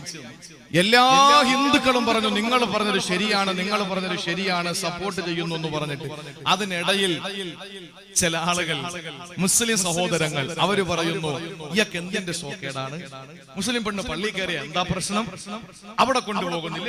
ഇങ്ങനെ കുറെ മെസ്സേജുകൾ. എന്തിനാണ് സഹോദരങ്ങളെ? എന്തെല്ലാം നല്ല കാര്യങ്ങൾ നമുക്ക് ചെയ്യാനിരിക്കുന്നു. അതുകൊണ്ട് ഞാൻ പറയാൻ, ഈ മൂന്നാമത് നമ്മൾ ചെയ്യണമെന്ന് പറഞ്ഞ കാര്യം പറയുമ്പോൾ ഒരുപക്ഷെ നിങ്ങൾക്ക് എന്നോട് എന്റെ നിലപാടുകൾക്ക് നിങ്ങൾക്ക് വ്യത്യാസം, നിങ്ങൾക്ക് ഒരുപക്ഷെ എതിര് വന്നേക്കാം. പക്ഷേ ഖുർആൻ ആയതുകൊണ്ട് ഞാൻ കൃത്യമായി പറയുന്നു. സൂറത്തുൽ മുജാദലയിലൂടെ അല്ലാഹ് പറയുകയാണ്, ലാ തജിദു ഖൗമൻ യുമിനൂന ബില്ലാഹി വൽ യൗമിൽ ആഖിരി യുവാദ്ദൂന മൻ ഹാദ്ദല്ലാഹ വറസൂലഹു. സൂറത്തുൽ മുജാദലയിലൂടെ അല്ലാഹ് പറയുകയാണ്, നബിയെ പറഞ്ഞു കൊടുക്കണേ, ലാ തജിദു ഖൗമൻ, ഒരു ജനതയെ നിങ്ങൾക്ക് എത്തിക്കാൻ കഴിയില്ല.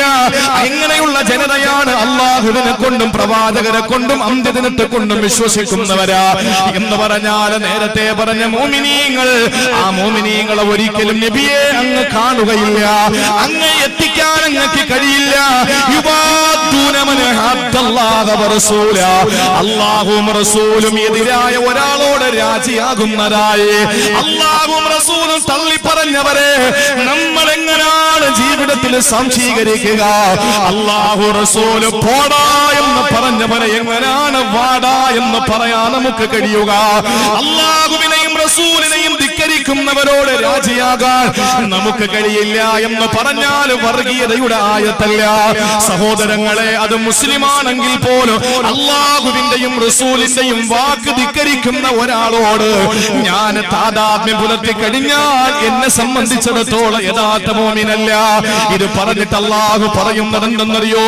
ഉദാഹരണം ഞാൻ പുറകെ പറയാ. ഇത് പറഞ്ഞിട്ട് അല്ലാഹു പറയുകയാ, റളിയല്ലാഹു അൻഹും വറളൂ അൻ. അല്ലാഹു എവരെ തൃപ്തിപ്പെട്ടു, എവരെ പടച്ചവനെയും തൃപ്തിപ്പെട്ടിരിക്കുകയാ. സഹോദരങ്ങളെ, ഈമാനും അമല് സാലിഹാത്തും മാത്രം പോരാ, പിന്നെയോ നമുക്ക് വേണ്ട മൂന്നാമത്തെ ഗുണം എന്തെന്നറിയോ? അല്ലാഹുവിന്റെ ഖുർആൻ പറയുകയാണ്, അല്ലാഹുവിനും റസൂലിനും എതിരാകുന്ന ഒരാളോട് രാജിയാകാം മുസ്ലിമേ നിനക്ക് കഴിയില്ല. എന്റെ പെണ്ണന്മാരോട് ഞാൻ പറയുകയാ, ഭർത്താവ് നിന്നെ വിളിച്ചിട്ട് പറയുന്നു, പെണ്ണേ പെണ്ണേ നമുക്കൊന്ന് ഒടിയന് കാണാൻ പോയാലോ, നമുക്കൊന്ന് ലാലേട്ടന്റെ സിനിമ കാണാൻ പോയാലോ, നമുക്കൊന്ന് മമ്മൂക്കാന്റെ സിനിമ കാണാൻ പോയാലോ. ഈ സമയത്ത് പെണ്ണേ നീ പറയുകയാണ്, എന്റെ ഭർത്താവല്ലേ വിളിക്കുന്നത് പോകാ എന്ന് പറഞ്ഞ് ഭർത്താവിന്റെ ബൈക്കിന്റെ പുറകില് കയറിയിരിക്കുന്ന പെണ്ണേ, നീ മരിക്കുന്ന നേരത്ത് പൊന്നുമോളെ നിന്റെ അടുത്ത് മലായിക്കത്തുകൾ വന്ന് നല്ലപോലെ മരിക്കു പെണ്ണേ എന്ന് പറയില്ല എന്ന് അല്ലാഹുവിന്റെ പരിശുദ്ധ ഖുർആൻ. സഹോദരങ്ങളെ, പടച്ചവന്റെ ശരീഅത്ത് എന്താണോ, അല്ലാഹുവിന്റെ റസൂലിന്റെ ഹദീസ് എന്താണോ, അതിന് എതിരാകുന്ന ഒരു പ്രവൃത്തി ഒരാൾ ചെയ്യുമ്പോ അതിനോട് കണ്ണടയ്ക്കാ, അതിനോട് രാജിയാകാ, അതിനോട് സന്ധിയാകാ നമ്മളെ കൊണ്ട് കഴിയില്ല, കഴിയില്ല, കഴിയില്ല. അത് എത്ര വലിയ കുടുംബത്തിൽ പറഞ്ഞവരാണേലും, അതെത്ര വലിയവനാണേലും, എത്ര വലിയ കോടീശ്വരനാണേലും നമുക്ക് കഴിയില്ല സഹോദരങ്ങളെ. ഈ ആയത്തിറങ്ങാനുള്ള കാരണം എന്തെന്നറിയോ? ഒരു ദിവസം മഹാനായ അലി റളിയല്ലാഹു അൻഹുവിനെയോ സുബൈർ ഇബ്നുൽ അവ്വാം റളിയല്ലാഹു അൻഹുവിനെയോ മഹാനായ മിഖ്ദാദ് റളിയല്ലാഹു അൻഹുവിനെയോ അല്ലാഹുവിന്റെ റസൂൽ വിളിച്ചിട്ട് പറയുകയാണ്, ശ്രദ്ധിച്ച് ഈ ചരിത്രം നിങ്ങളൊന്ന് കേൾക്കണേ.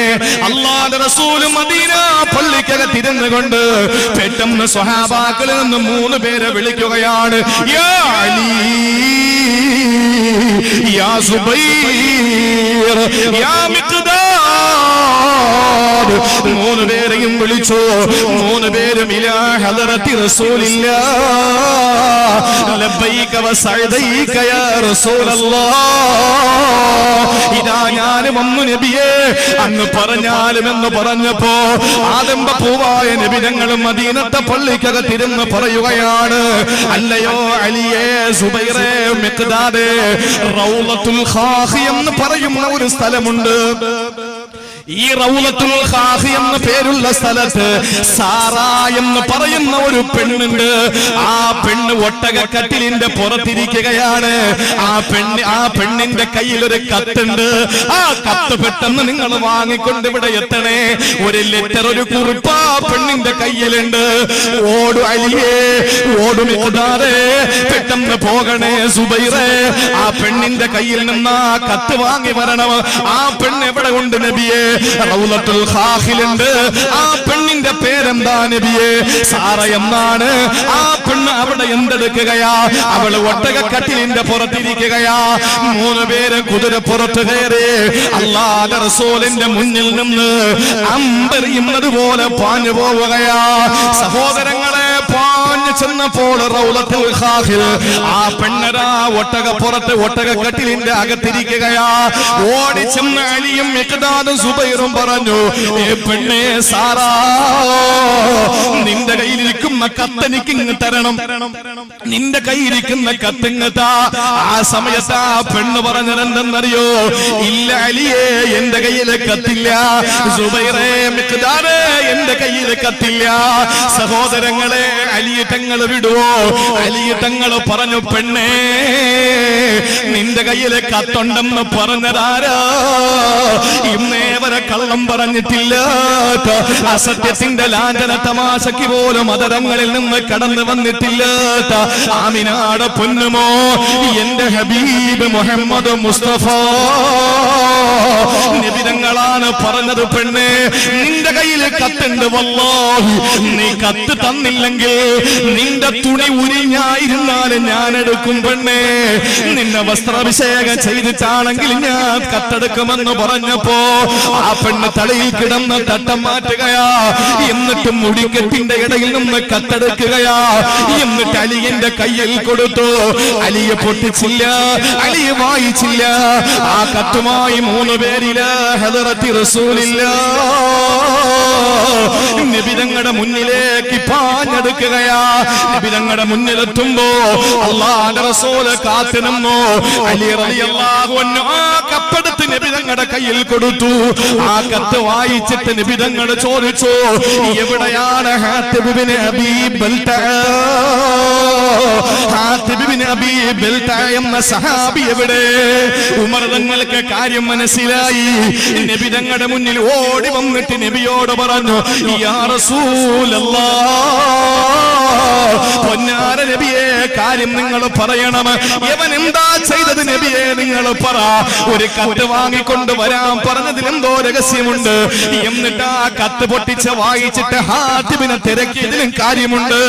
എന്താന്ന് നബിയെ പറ, ഇല്ലെങ്കിൽ ഞാൻ അവനെ പടച്ചോനാണ് കൊന്നുകളയുമെന്ന് പറഞ്ഞപ്പോ അല്ലാഹുവിന്റെ റസൂൽ പറഞ്ഞു, ഹാത്തിബേ, നീ തന്നെ പറയടാ. എന്താണ് കത്തിന്റെ ഉള്ളടക്കമെന്നറിയോ? മദീനത്തെ പള്ളിയിലിരുന്ന റസൂലുള്ളാഹി സ്വല്ലല്ലാഹു അലൈഹി വസല്ലമ തങ്ങൾ ചില നീക്കങ്ങളെ ശത്രുക്കെതിരെ നടത്തുകയാണ്. അത് ചാരപ്പണി നടത്തിയത് അത് രഹസ്യമായും മക്കക്കാർക്ക് എത്തിച്ചു കൊടുക്കുകയാണ് സഹാബി. കൂട്ടത്തിൽ തന്നെ കള്ളനുണ്ടായിരുന്നു, കപ്പലിൽ തന്നെ കള്ളനുണ്ടായിരുന്നു. ഹാത്തിബ് കത്തെഴുതി നബി തങ്ങളുടെ നീക്കം ഇന്ന രീതിയാണ് എന്ന് മക്കക്കാരും മുശ്രിക്കീങ്ങളെ ശത്രുക്കൾക്ക് കത്തെഴുതുകയാണ്. അത് ഈ പെണ്ണെന്ന സാറ എന്ന പെണ്ണിന്റെ കയ്യിൽ കൊടുത്തു. സാറ നേരെ മക്കയിലെ കുഫാറുകളുടെ ഫാസിസ്റ്റുകളുടെ കയ്യിൽ കൊണ്ട് കൊടുക്കുമ്പോ അവര് നബി തങ്ങൾക്കെതിരെ ശക്തമായ നിലപാടെടുക്കണം. അതിനു വേണ്ടിയിട്ട് കത്തെഴുതി കൊടുത്തു വിട്ടു. ഇനി ചോദിക്കാൻ ഉമറിനെ കൊണ്ട് കഴിയില്ല. പെട്ടെന്ന് വാളങ്ങ് വലിച്ചൂരി ഹാത്തിബ് ബിൻ അബീ ബൽത എന്ന സഹാബിയുടെ കഴുത്തിലേക്ക് വാള് വെക്കുകയാ. നബിയെ ഒന്ന് മിണ്ടിയാൽ, നബിയെ ഒന്ന് സംസാരിച്ചാൽ, നബിയെ ഒന്ന് ആംഗ്യം കാണിച്ചാൽ, നബിയെ ഒന്ന് അനുവാദം തന്നാൽ അത് മൗനാനുവാദമാണേലും യവന്റെ കഴുപ്പിനെ ഞാൻ കബന്ധമാക്കും നബിയെ. ആ സമയത്ത് അല്ലാഹുവിന്റെ റസൂൽ പറഞ്ഞു, ഹാത്തിബിന് പറയാനുള്ളത് പറയട്ടെ. കണ്ടോ കാരുണ്യവാനായ നബി തങ്ങളെ ഒറ്റുകൊടുത്തവരോട് പോലും പൊന്നാര നബി തങ്ങളെ കാണിച്ച നിലപാട് കണ്ടോടാ. എവിടാടാ നമ്മുടെ ഹബീബില് തീവ്രവാദം ഇരിക്കുന്നത്? എവിടാടാ നമ്മുടെ ഹബീബില് വർഗീയവാദം ഇരിക്കുന്നത്? നമ്മുടെ ഹബീബ് സ്നേഹത്തിന്റെ പ്രതീകമല്ലേ? കാരുണ്യത്തിന്റെ ഔദാര്യത്തിന്റെ പ്രതീകമല്ലേ? നബി തങ്ങൾ ഹാത്തിബിനോട് പറഞ്ഞു, മോനെ നിനക്ക് പറയാനുള്ളത് പറ. ആ സമയത്ത് ഹാത്തിബ് ബിൻ അബീ ബൽത പറയുകയാണ്, യാ റസൂലല്ലാഹ് വമാ ഫഅൽതു ദാലിക കുഫ്റാ. ഞാൻ കാഫിറായി ചെയ്തതല്ല നബിയേ, ഞാൻ കുഫാരിങ്ങളോട് താതാപ്യം പുലർത്തിക്കൊണ്ട് ഞാൻ ചെയ്തതല്ല നബിയേ. പിന്നെ എന്തിന് നീ അത് ചെയ്തു? രഹസ്യം നീ എന്തിനാണ് പരസ്യപ്പെടുത്തിയത്? എന്തിനാണ് ചാരപ്പണി നടത്തിയത്? ആ സമയത്ത് ഹാത്തിബ് ബിൻ അബീ ബൽത പറഞ്ഞതെന്തെന്നറിയോ? നബിയെ, അങ്ങയോടൊപ്പം മക്കയിൽ നിന്ന് വന്ന എന്നെ പോലുള്ള ആളുകളുണ്ടല്ലോ, അവർക്ക് മക്കയിൽ ഒരുപാട് സ്വത്തും പുരയിടവും എല്ലാം ഉണ്ട്. അതിനൊക്കെ അവർക്ക് അവിടെ ബന്ധുക്കളുമുണ്ട്, അവർ സംരക്ഷിക്കുന്നുമുണ്ട്. പക്ഷെ അങ്ങയോടൊപ്പം ഞാനും വന്നു മക്കയിൽ നിന്ന്. പക്ഷെ എനിക്കവിടെ കുറെ സമ്പത്തുണ്ട്, എനിക്കവിടെ ആരും ബന്ധുക്കളില്ല. അതെല്ലാം മറ്റുള്ളവർ മോട്ടിച്ചെടുക്കുമെന്ന് ഞാൻ ഭയന്നു, അതെല്ലാം അന്യാധീനപ്പെട്ടു പോകുമെന്ന് ഞാൻ ഭയന്നു. അതുകൊണ്ടാണ് നബിയെ, അങ്ങയുടെ ചില ഇടപെടലുകൾ ഒരു സൂചന ഞാൻ അവിടെ കൊടുത്താൽ അവർക്ക് എന്നോട് അനുകമ്പ തോന്നിയിട്ട് എന്റെ സമ്പത്ത് അവർ കൊള്ളയടിക്കില്ല. അതുകൊണ്ടാണ് ഞാൻ അങ്ങനെ ചെയ്തത് നബിയെ. അല്ലാതെ വമാ ഫഅൽതു ദാലിക കുഫ്റാ, ഒരിക്കലും ഞാൻ കാഫിരീങ്ങളിൽ പെട്ടുകൊണ്ട് അങ്ങനെ ചെയ്തതല്ല. ആ സമയത്ത് പൊന്നാര നബിതങ്ങൾക്ക് ക്ഷീണം വരികയാ, നബിതങ്ങൾ തലകുനിക്കുകയാ. വിണ്ണിൽ നിന്ന് മണ്ണിലേക്ക് റൂഹുൽ അമീൻ ഇറങ്ങുകയാ, നെറ്റിത്തടം ഇങ്ങനെ വിയർത്തൊലിക്കുകയാ. നബിയേ, നബിയേ, ലാ തജിദു ഖൗമൻ യുമിനൂന ബില്ലാഹി വൽ യൗമിൽ ആഖിരി യുവാദൂന മൻ ഹദ്ദല്ലാഹു വറസൂലഹു. ഈമാനുള്ള ആളുകൾക്ക് അല്ലാഹുവിന്റെ ശത്രുക്കളോട് രാജിയാകാൻ, പൊന്നാര നബി തങ്ങളുടെ ശത്രുക്കളോട് രാജിയാകാൻ കഴിയില്ല നബിയെ. അവനെ പശ്ചാത്തപിച്ച് മടങ്ങാൻ പറയൂ നബിയെ. സഹോദരങ്ങളെ, ചിന്തിച്ചു നോക്ക്, പ്രിയപ്പെട്ടവരെ ചിന്തിച്ചു നോക്ക്. ഇന്ന് സമുദായത്തിനെ ഒറ്റുകൊടുക്കുന്നവര്, ഇസ്ലാമിനെ പറയിപ്പിച്ച് മറ്റുള്ളവർക്ക് ഒറ്റുകൊടുക്കുന്നവരുണ്ടെങ്കിൽ അവരെ കാലുകൂർപ്പിച്ച് കേൾക്കട്ടെ. അല്ലാഹുവിന്റെ മലായികത്തുകളും മരണസമയത്ത് വരില്ലടാ, നിന്റെ കാതിൽ മന്ത്രിക്കില്ലടാ. യാ അയ്യതുഹൻ നഫ്സുൽ മുത്മഇന്ന ഇർജി ഇലാ റബ്ബികി റാദിയതൻ മർദിയാ. അല്ലാഹുവിന്റെ മലക്കുകളും മരണസമയത്ത് ഇറങ്ങി വന്ന്, നീ പരിശുദ്ധമായ ആത്മാവിന്റെ ഉടമയാണ്, അല്ലാഹുവിനെ തൃപ്തിപ്പെട്ടും മടങ്ങിയും നീ തൃപ്തിപ്പെട്ട് അല്ലാഹുവിങ്കലേക്ക് പറന്നുയരൂ എന്ന് പറഞ്ഞ് കൂജയിൽ നിന്ന് വെള്ളമൊലിക്കുമ്പോൾ നമ്മുടെ റൂഹങ്ങ് പറന്നു പോകണ്ടേ? അതുകൊണ്ട് ഈമാനും അമലു സ്വാലിഹാത്തും ഉള്ളതിനോടൊപ്പം അല്ലാഹുവിന്റെ ശത്രുക്കളോട് ഒരിക്കലും നമ്മൾ ഈമാനിന്റെ വിഷയത്തിൽ ശരീഅത്തിന്റെ വിഷയത്തിൽ രാജിയാകല്ലേ. അത് മന്ത്രിയായാലും ശരി, തന്ത്രിയായാലും ശരി, എംഎൽഎ ആയാലും ശരി, ആരായാലും ശരി. എങ്കിൽ മരണസമയത്ത് മലക്ക് വരില്ല. ഇത് ഖുർആനാണ് ഞാൻ ഈ പറഞ്ഞത്. അല്ലാഹു നമുക്ക് മനസ്സിലാക്കാനുള്ള തൗഫീക്ക് തരട്ടെ. മരിക്കുന്ന സമയത്ത് വരണം എന്റെ സഹോദരങ്ങളെ, മലായിക്കത്തുകൾ വരണം, കടന്നു വന്നിട്ട് പറയണം അല്ലാഹുവിന്റെ അടിമയെ, പരിശുദ്ധമായ റൂഹിന്റെ ഉടമയെ, ഇറങ്ങിപ്പൊക്കോ പടച്ചവരിലേക്ക്, അവൻ നിന്നിൽ തൃപ്തനാണ്, നീയും തൃപ്തിപ്പെടണം എന്ന് പറയുന്ന അവസ്ഥയിൽ നമുക്ക് മരിക്കണം. നമ്പർ 1 വിശുദ്ധ ഖുർആൻ പറഞ്ഞ ഒന്നാമത്തെ, അതിന് 3 ചെയ്യണം. അല്ലാഹു തൗഫീക്ക് നൽകി അനുഗ്രഹിക്കുമാറാവട്ടെ. ഇനി രണ്ടാമത്തെ നമുക്ക് സത്യം പറഞ്ഞാൽ ഇനി അരമണിക്കൂറേ ഉള്ളൂ, 2 മണിക്കൂറാവാൻ. നമുക്ക് കൃത്യമായ സമയം നോക്കണമെങ്കിൽ അരമണിക്കൂറേ ഉള്ളൂ. കാരണം അരമണിക്കൂർ 3/4 മണിക്കൂറാകുമ്പോ 2 മണിക്കൂറാവും. പക്ഷെ ഇൻഷാ അല്ലാഹ് ബഹുമാനപ്പെട്ട മാണിയൂർ ഉസ്താദ് നമ്മുടെ സദസ്സിൽ എത്തുമ്പോ ഞാൻ സദസ്സ് ഉസ്താദിന് വേണ്ടി വഴിമാറും. അല്ലാഹു നമുക്ക് മനസ്സിലാക്കാൻ തൗഫീക്ക് തരട്ടെ. ഒരുപാട് പഠിക്കലല്ല, പഠിച്ചത് നമുക്ക് പ്രവർത്തിക്കാൻ കഴിയും. ഇനി രണ്ടാമത്തെ മരണം, നമുക്ക് ആഗ്രഹിക്കാൻ പാടില്ലാത്ത, അങ്ങനെ കിട്ടല്ലേ എന്ന് ആഗ്രഹിക്കേണ്ട മരണം, അത് പറയാം. എല്ലാം നല്ല മരണം പറഞ്ഞാൽ മോശമായ ചില മരണങ്ങൾ പറയാതെ പോയാൽ അത് നമുക്കൊരു പക്ഷേ ഒരു ഏകപക്ഷീയമായി പോകും. നമ്മൾ മരിക്കേണ്ടത് ഇങ്ങനെയാണ്, അങ്ങോട്ടും ഇങ്ങോട്ടും പരിപൂർണ സംതൃപ്തിയോടുകൂടി മരിക്കണം. അങ്ങനെ മരണപ്പെട്ട ആളുകൾ ഈ ലോകത്ത് ഞാൻ ചില മഹാന്മാരെ പറ്റിയിട്ട് കേട്ടിട്ടുണ്ട്. അവരൊക്കെ മരിക്കുന്ന സമയത്തിന് തൊട്ട് മുമ്പ് തന്നെ ഞാൻ എപ്പോഴും ഇങ്ങനെ അത്തിപ്പറ്റ എന്ന് പറയുന്നത് എന്റെ വായിൽ പാതേ വരുള്ളൂ. കാരണം സഹോദരങ്ങളെ, നമ്മളുടെയൊക്കെ സദസ്സിലേക്ക് ഇറങ്ങി പിൻപറ്റപ്പെടാൻ പറ്റിയൊരു പണ്ഡിത. എന്റെ പ്രവർത്തികളെ നിങ്ങൾ ആരും അമൽ ചെയ്യാൻ നോക്കണ്ട, നമ്മൾ രണ്ടുപേരും എങ്ങും എത്തൂല. ഞാൻ പറഞ്ഞത് നമ്മളൊക്കെ അല്ല നന്നാക്കി തരട്ടെ. ഞാൻ പറഞ്ഞത് അത്തിപ്പറ്റ ഉസ്താദിനെയൊക്കെ നോക്കിയിട്ട് നമ്മൾ ജീവിതം മുന്നോട്ട് കൊണ്ടുപോയാൽ സഹോദരങ്ങളെ, നമുക്ക് അള്ളാഹുവിന്റെ സ്വർഗത്തിലേക്ക് എത്താൻ കഴിയും. വലിയെന്ന് പറഞ്ഞാൽ എന്താ അർത്ഥം? നമ്മൾ ഒരുപക്ഷെ ഈ മഹാന് നമ്മൾ കണ്ടിട്ടുണ്ടാവൂല, അല്ലേ? ബഷീർ സാഹിബ് പോയാ പരിപാടി എന്താ? ശരി, എപ്പോഴാ ഉസ്താദ്? എവിടെ എത്തി?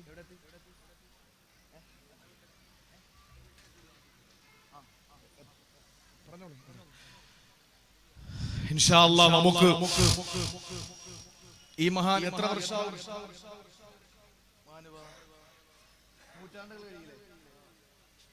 നൂറ്റാണ്ടുകൾ പഴക്കമുണ്ടല്ലോ, നൂറ്റാണ്ടുകൾ പഴക്കമുണ്ട്. നമ്മളത് കണ്ടിട്ടുണ്ടാവൂല. വലിയെന്ന് പറഞ്ഞാൽ ഇദാ റൂഉ ദക്കറല്ലാഹ്, അവരെ കണ്ടാൽ നമുക്ക് അല്ലാഹയെ ഓർമ്മ വരണം. അതാണ് വലി. നമ്മൾ അവരെ കണ്ടാൽ നമുക്ക് പെട്ടെന്ന് അല്ലാഹയെ ഓർമ്മ വരണം. ഒരമണിക്കൂർ കഴിയട്ടെ, നിങ്ങൾക്ക് മുമ്പിൽ ഒരാൾ വരും, നിങ്ങൾ നോക്ക്, പടച്ചോനെ ഓർമ്മ വരും, അല്ലാഹയെ ഒന്ന് ഓർമ്മ വരും. മുഖത്തേക്കൊന്ന് നോക്കിയാൽ അല്ലാഹു ആഫിയത്തുള്ള ദീർഘായുസ്സ് കൊടുക്കട്ടെ. നമുക്കും അതുപോലെ വിലായത്തിന്റെ പദവിയിൽ എത്തിച്ചേരാൻ അല്ലാഹു ഭാഗ്യം തരട്ടെ. സഹോദരങ്ങളെ, അതുകൊണ്ട് രണ്ടാമത്തെ മരണം, ഖുർആൻ പറഞ്ഞ രണ്ടാമത്തെ മരണം മറന്നുപോകരുത്. ഒന്നാമത്തെ മരണം അങ്ങോട്ടും ഇങ്ങോട്ടും സംതൃപ്തമായിട്ട് മരിക്കണം. അതിന് നമ്മൾ ചെയ്യേണ്ടത് ഈമാനും അമലു സ്വാലിഹും പരിശുദ്ധമായ ശരീഅത്തിന്റെ സംരക്ഷണവുമാണ്. അല്ലാത്തവരോട് നമുക്ക് ഒരിക്കലും രാജിയാകാൻ, യോജിക്കാൻ നമുക്ക് കഴിയരുത്. ഒരു കാരണവശാലും നമുക്ക് യോജിക്കാൻ കഴിയരുത്. ഇനി ഏറ്റവും മോശമായ ഒരു മരണത്തെ പറ്റിയാണ് അള്ളാഹു പറയുന്നത്. അതേത് മരണം? അള്ളാഹുവിന്റെ പരിശുദ്ധമായ ഖുർആൻ, ആ ഖുർആനിലെ സൂറത്തുൽ ദുഖാനിലൂടെ അല്ലാഹു പറയുകയാണ്, ചില ആളുകളുടെ മരണമുണ്ട്. ആ മരണത്തിന്റെ പ്രത്യേകത എന്തെന്നറിയോ? ഫമാ ബകത അലൈഹിമുസ് സമാഉ വൽ അർദ് വമാ കാനൂ മുൻളരീൻ. അല്ലാഹു പറയുകയാണ് ഫമാ ബകത് അലൈഹിമുസ് സമാഉ വൽ അർദ് വമാ കാനൂ മുള്ളരീൻ. സഹോദരങ്ങളെ, ചിലര് മരിക്കുമ്പോ ഞാൻ മരിച്ചാൽ എന്റെ ഭാര്യ കരഞ്ഞത് കൊണ്ട് എനിക്ക് എന്ത് നേട്ടമാണ്, എന്റെ മക്കള് കരഞ്ഞത് കൊണ്ട് എനിക്ക് എന്ത് നേട്ടമാണ്, എന്റെ ആളുകൾ എന്റെ കൂട്ടുകാര് കരഞ്ഞത് കൊണ്ട് എനിക്ക് എന്ത് നേട്ടമാണ്. കരയേണ്ടതേതെന്നറിയോ? മഹാനായ ഈ ശൈഖിന്റെ ചാരത്ത് അണിനിരന്നവരെ നിങ്ങളോട് ഞാൻ പറയുകയാ, മരിക്കുന്ന സമയത്ത് കരയേണ്ടത് ഭാര്യയല്ല, മക്കളല്ല, കൂട്ടുകാരല്ല, പാർട്ടിക്കാരല്ല, സംഘടനക്കാരല്ല. മരിക്കുന്ന സമയത്ത് കരയേണ്ടതാരാ? അല്ലാഹുവിന്റെ പരിശുദ്ധമായ ഖുർആൻ തന്നെ പറയുകയാണ്, ഫമാ ബകത് അലൈഹിമുസ് സമാഉ വൽ അർദ്. ആകാശഭൂമികൾ ചില ആളുകൾക്ക് വേണ്ടി കരയാറില്ല, ആകാശഭൂമികൾ ചില മരണങ്ങൾ കണ്ടിട്ട് കരയാറില്ല. സഹോദരങ്ങളെ, നമ്മൾ മരിച്ചാൽ കരയേണ്ടത് ആകാശമാണ്, നമ്മൾ മരിച്ചാൽ കരയേണ്ടത് ഭൂമിയാണ്. നമസ്കരിക്കുന്നവന്റെ നിസ്കാര കുപ്പായ കരയുമെന്നാണ്. അല്ലാഹുവേ, ഇന്നലെ വരെ എന്റെ പുറത്തായി അവന് സുജൂദ് ചെയ്തത്, ഇന്നലെ വരെ എന്റെ പുറത്താണ് അവന് സുജൂദ് റുകൂ ചെയ്തത്. അല്ലാഹുവേ, ഖുർആൻ പറയുമത്രേ, പടച്ചവനെ എന്നെ എന്നും എടുത്ത് പെരുമാറിയവനാണ്, എന്നെ ഒരു ദിവസം പോലും അവന് നിലത്ത് വെച്ചിട്ടില്ല, ഓരോ വഖത്തിലും എന്നെ എടുത്തിട്ടവനെ ഓടിയവനാണ്. തസ്ബീഹ് മാല പറയും ചെറുപ്പക്കാരാ, നിങ്ങളുടെ വിരലുകളിൽ തിരികിയിരിക്കുന്ന കൗണ്ടറുകൾ പറയും എന്റെ പ്രിയപ്പെട്ട പെങ്ങളെ, എന്താണ് പറയുന്നത്? ഇന്നിതാ എന്നെ ചൊല്ലാൻ, എന്റെ കണക്കെടുക്കാൻ ഇന്ന് എവനില്ലല്ലോ. മരിക്കുന്ന സമയത്ത് കരയേണ്ടത് ഭാര്യയല്ല ഭർത്താവ്, ഭർത്താവല്ല പെണ്ണേ, മക്കളല്ല മാതാപിതാക്കളെ, മാതാപിതാക്കളല്ല മക്കളെ. ആരാണ് കരയേണ്ടതെന്നറിയോ? പ്രവിശാലമായ ആകാശം കരയണം, പച്ചപ്പട്ട് വിരിച്ചത് പോലുള്ള ഭൂമി കരയണം. എന്തുകൊണ്ടെന്നറിയോ? നമ്മുടെ നമസ്കാരത്തിന്, നമ്മുടെ അമലുകൾക്ക്, നമ്മുടെ ഇബാദത്തുകൾക്ക്, നമ്മുടെ സുഹൃതങ്ങൾക്ക് സാക്ഷ്യം വഹിച്ചിട്ടുള്ള സർവ്വതും കരയണം നമുക്ക് വേണ്ടിയിട്ട്. അങ്ങനെ കരയുന്നവരാ സഹോദരങ്ങളെ ഏറ്റവും നല്ല മനുഷ്യർ. എന്നാ ചില ആളുകൾ മരിക്കുമ്പോ അവർക്ക് വേണ്ടി ആകാശം കരയൂല, അവർക്ക് വേണ്ടി ഭൂമി കരയൂല. സഹോദരങ്ങളെ, റസൂലുള്ളാഹി സ്വല്ലല്ലാഹു അലൈഹി വസല്ലമ തങ്ങൾ അല്ലാഹുവിന്റെ തിരുദൂതര് പറയുകയാണ്, അനസ് റളിയല്ലാഹു അൻഹു റിപ്പോർട്ട് ചെയ്യുന്ന തുർമുദി രേഖപ്പെടുത്തിയ ഹദീസാണ്. പൊന്നാര നബി തങ്ങൾ പറയുകയാണ്, ആദരവായ റസൂലുള്ളാഹി പറയുകയാണ്, മാമിന മുഅ്മിനിൻ ഇല്ലാ വലഹു ബാബാ, മാമിൻ മുഅ്മിനിൻ ഇല്ലാ വലഹു ബാബാ. ആകാശത്തിൽ എനിക്ക് രണ്ട് വാതിലുകൾ ഉണ്ടെന്നാണ്. മാനിക്കോ തുറൂസിന് വന്ന ആയിരക്കണക്കിന് ആളുകൾക്ക് അവരുടെ ആകാശത്തിൽ ഈ രണ്ട് വാതിലുകൾ ഉണ്ടെന്ന് ആദരവായ പ്രവാചകൻ നബി മുഹമ്മദ് മുസ്തഫ. ഈ രണ്ട് വാതിലുകൾ എനിക്കുണ്ട്, നിങ്ങൾക്കുണ്ട്. സഹോദരങ്ങള്, നമുക്കുള്ള വാതായനങ്ങളെ നമ്മൾ അറിയാതെ പോകുകയാണ്. ഈ രണ്ട് വാതിൽ എല്ലാവർക്കും ഉണ്ടെന്നാ. എന്താണ് വാതിലിന്റെ പ്രത്യേകത എന്നറിയോ? നബി തങ്ങൾ പറയുന്നു, ബാബുനി യസ്ഉദു മിൻഹു അമലുഹു. ഒരു വാതിലൂടെയാണ് നമ്മുടെ സൽക്കർമ്മങ്ങൾ കയറി പോകുന്നത്. ഇത് സ്വഹീഹായ ഹദീസാണ്, ഇത് സ്വീകാര്യമായ ഹദീസാണ്. ഓരോരുത്തർക്കും ഈ രണ്ട് വാതിലുകൾ അല്ലാഹുവിന്റെ ആകാശത്തിലുണ്ട്. പെങ്ങളെ, നിങ്ങൾക്കും ഈ രണ്ട് വാതിലുണ്ട്. ഈ ഭൂമി ലോകത്ത് എത്ര കോടി ജനങ്ങളാണ്, ഓരോരുത്തർക്കും ഈ രണ്ട് വാതിൽ ആകാശത്തിലുണ്ടെങ്കിൽ ആകാശത്തിന്റെ വലിപ്പം എത്ര വലുതാണ്. സഹോദരങ്ങളെ, രണ്ട് വാതിലുകളിൽ ഒന്നിലൂടെയാണ് നമ്മുടെ സുഹൃതങ്ങൾ കയറി പോകുന്നത്, നമ്മുടെ സൽക്കർമ്മങ്ങൾ കയറി പോകുന്നത്. ഇനി മറ്റൊരു വാതിലുണ്ട്. ആ വാതിലിന്റെ പ്രത്യേകത എന്താ? യൻസിലു മിൻഹു റിസ്ഖുഹു. നമ്മുടെ ഭക്ഷണം ഇറങ്ങി വരുന്നത് അതിലൂടെയാണ്. നമ്മൾക്ക് പാചകം ചെയ്തിരുന്ന ഭാര്യയാണ്, അതല്ലെങ്കിൽ ഏറ്റവും നല്ല ഒരു കുക്കാണ്, അതല്ലെങ്കിൽ ഹോട്ടലിലെ ഭണ്ഡാരി പറയുകയാണ്, ഇല്ല ഇല്ല, നമ്മൾ എന്ത് കഴിച്ചാലും ഒരു ഗ്ലാസ് പച്ചവെള്ളം കുടിച്ചാലും ആകാശത്തിൽ നിന്ന് ഒരു വാതിലൂടെ താഴോട്ട് വരുന്ന ഭക്ഷണമാണ്. എന്റെ പൊന്നുമോനെ, ആകാശത്തിന്റെ വാതിലുകളിൽ ഒന്നിലൂടെ അമല് കയറിയിട്ട് ഒന്നിലൂടെ ഭക്ഷണം ഇറങ്ങി വരുമെന്ന് പറഞ്ഞിട്ട് നബി പറയുകയാണ്, ഇതാ മാതാ, യവനങ്ങ് മരിച്ചു പോയാലോ, യവനങ്ങ് മരണപ്പെട്ടു പോയാലോ, ഈ ആകാശത്തിന്റെ രണ്ട് വാതിലുകളും യവന് വേണ്ടി കരയുമെന്നാണ്. അല്ലാഹുവേ, ഇനി എന്നിലൂടെ അമല് കയറൂലല്ലോ, പടച്ചവനെ, എന്നിലൂടെ ഭക്ഷണം താഴോട്ട് പോകൂലല്ലോ അല്ലാ. സഹോദരിമാരെ, നമുക്ക് രണ്ട് വാതിലുണ്ട്. ഈ വാതിലുകൾ നമുക്ക് വേണ്ടി കരയണം. നമ്മൾ മരിച്ചാൽ അതിന് നമുക്ക് കയറി പോകാൻ അമലുണ്ടാകണം. ഇറങ്ങി വരാൻ ഭക്ഷണമുണ്ട്, കയറി പോകാൻ അമലും കൂടി വേണം. എങ്കിലേ രണ്ട് വാതിൽ കരയോ, അല്ലാതെ ഒറ്റ വാതിൽ കരഞ്ഞിട്ട് കാര്യമില്ല. ഒരു വാതിലും മാത്രം കരയുകയുമില്ല, രണ്ട് വാതിലും കരയണേ. നീ മരിക്കുമ്പോ അതിന് നിനക്ക് കയറ്റിവിടാൻ ദിവസവും അമലുകൾ വേണം.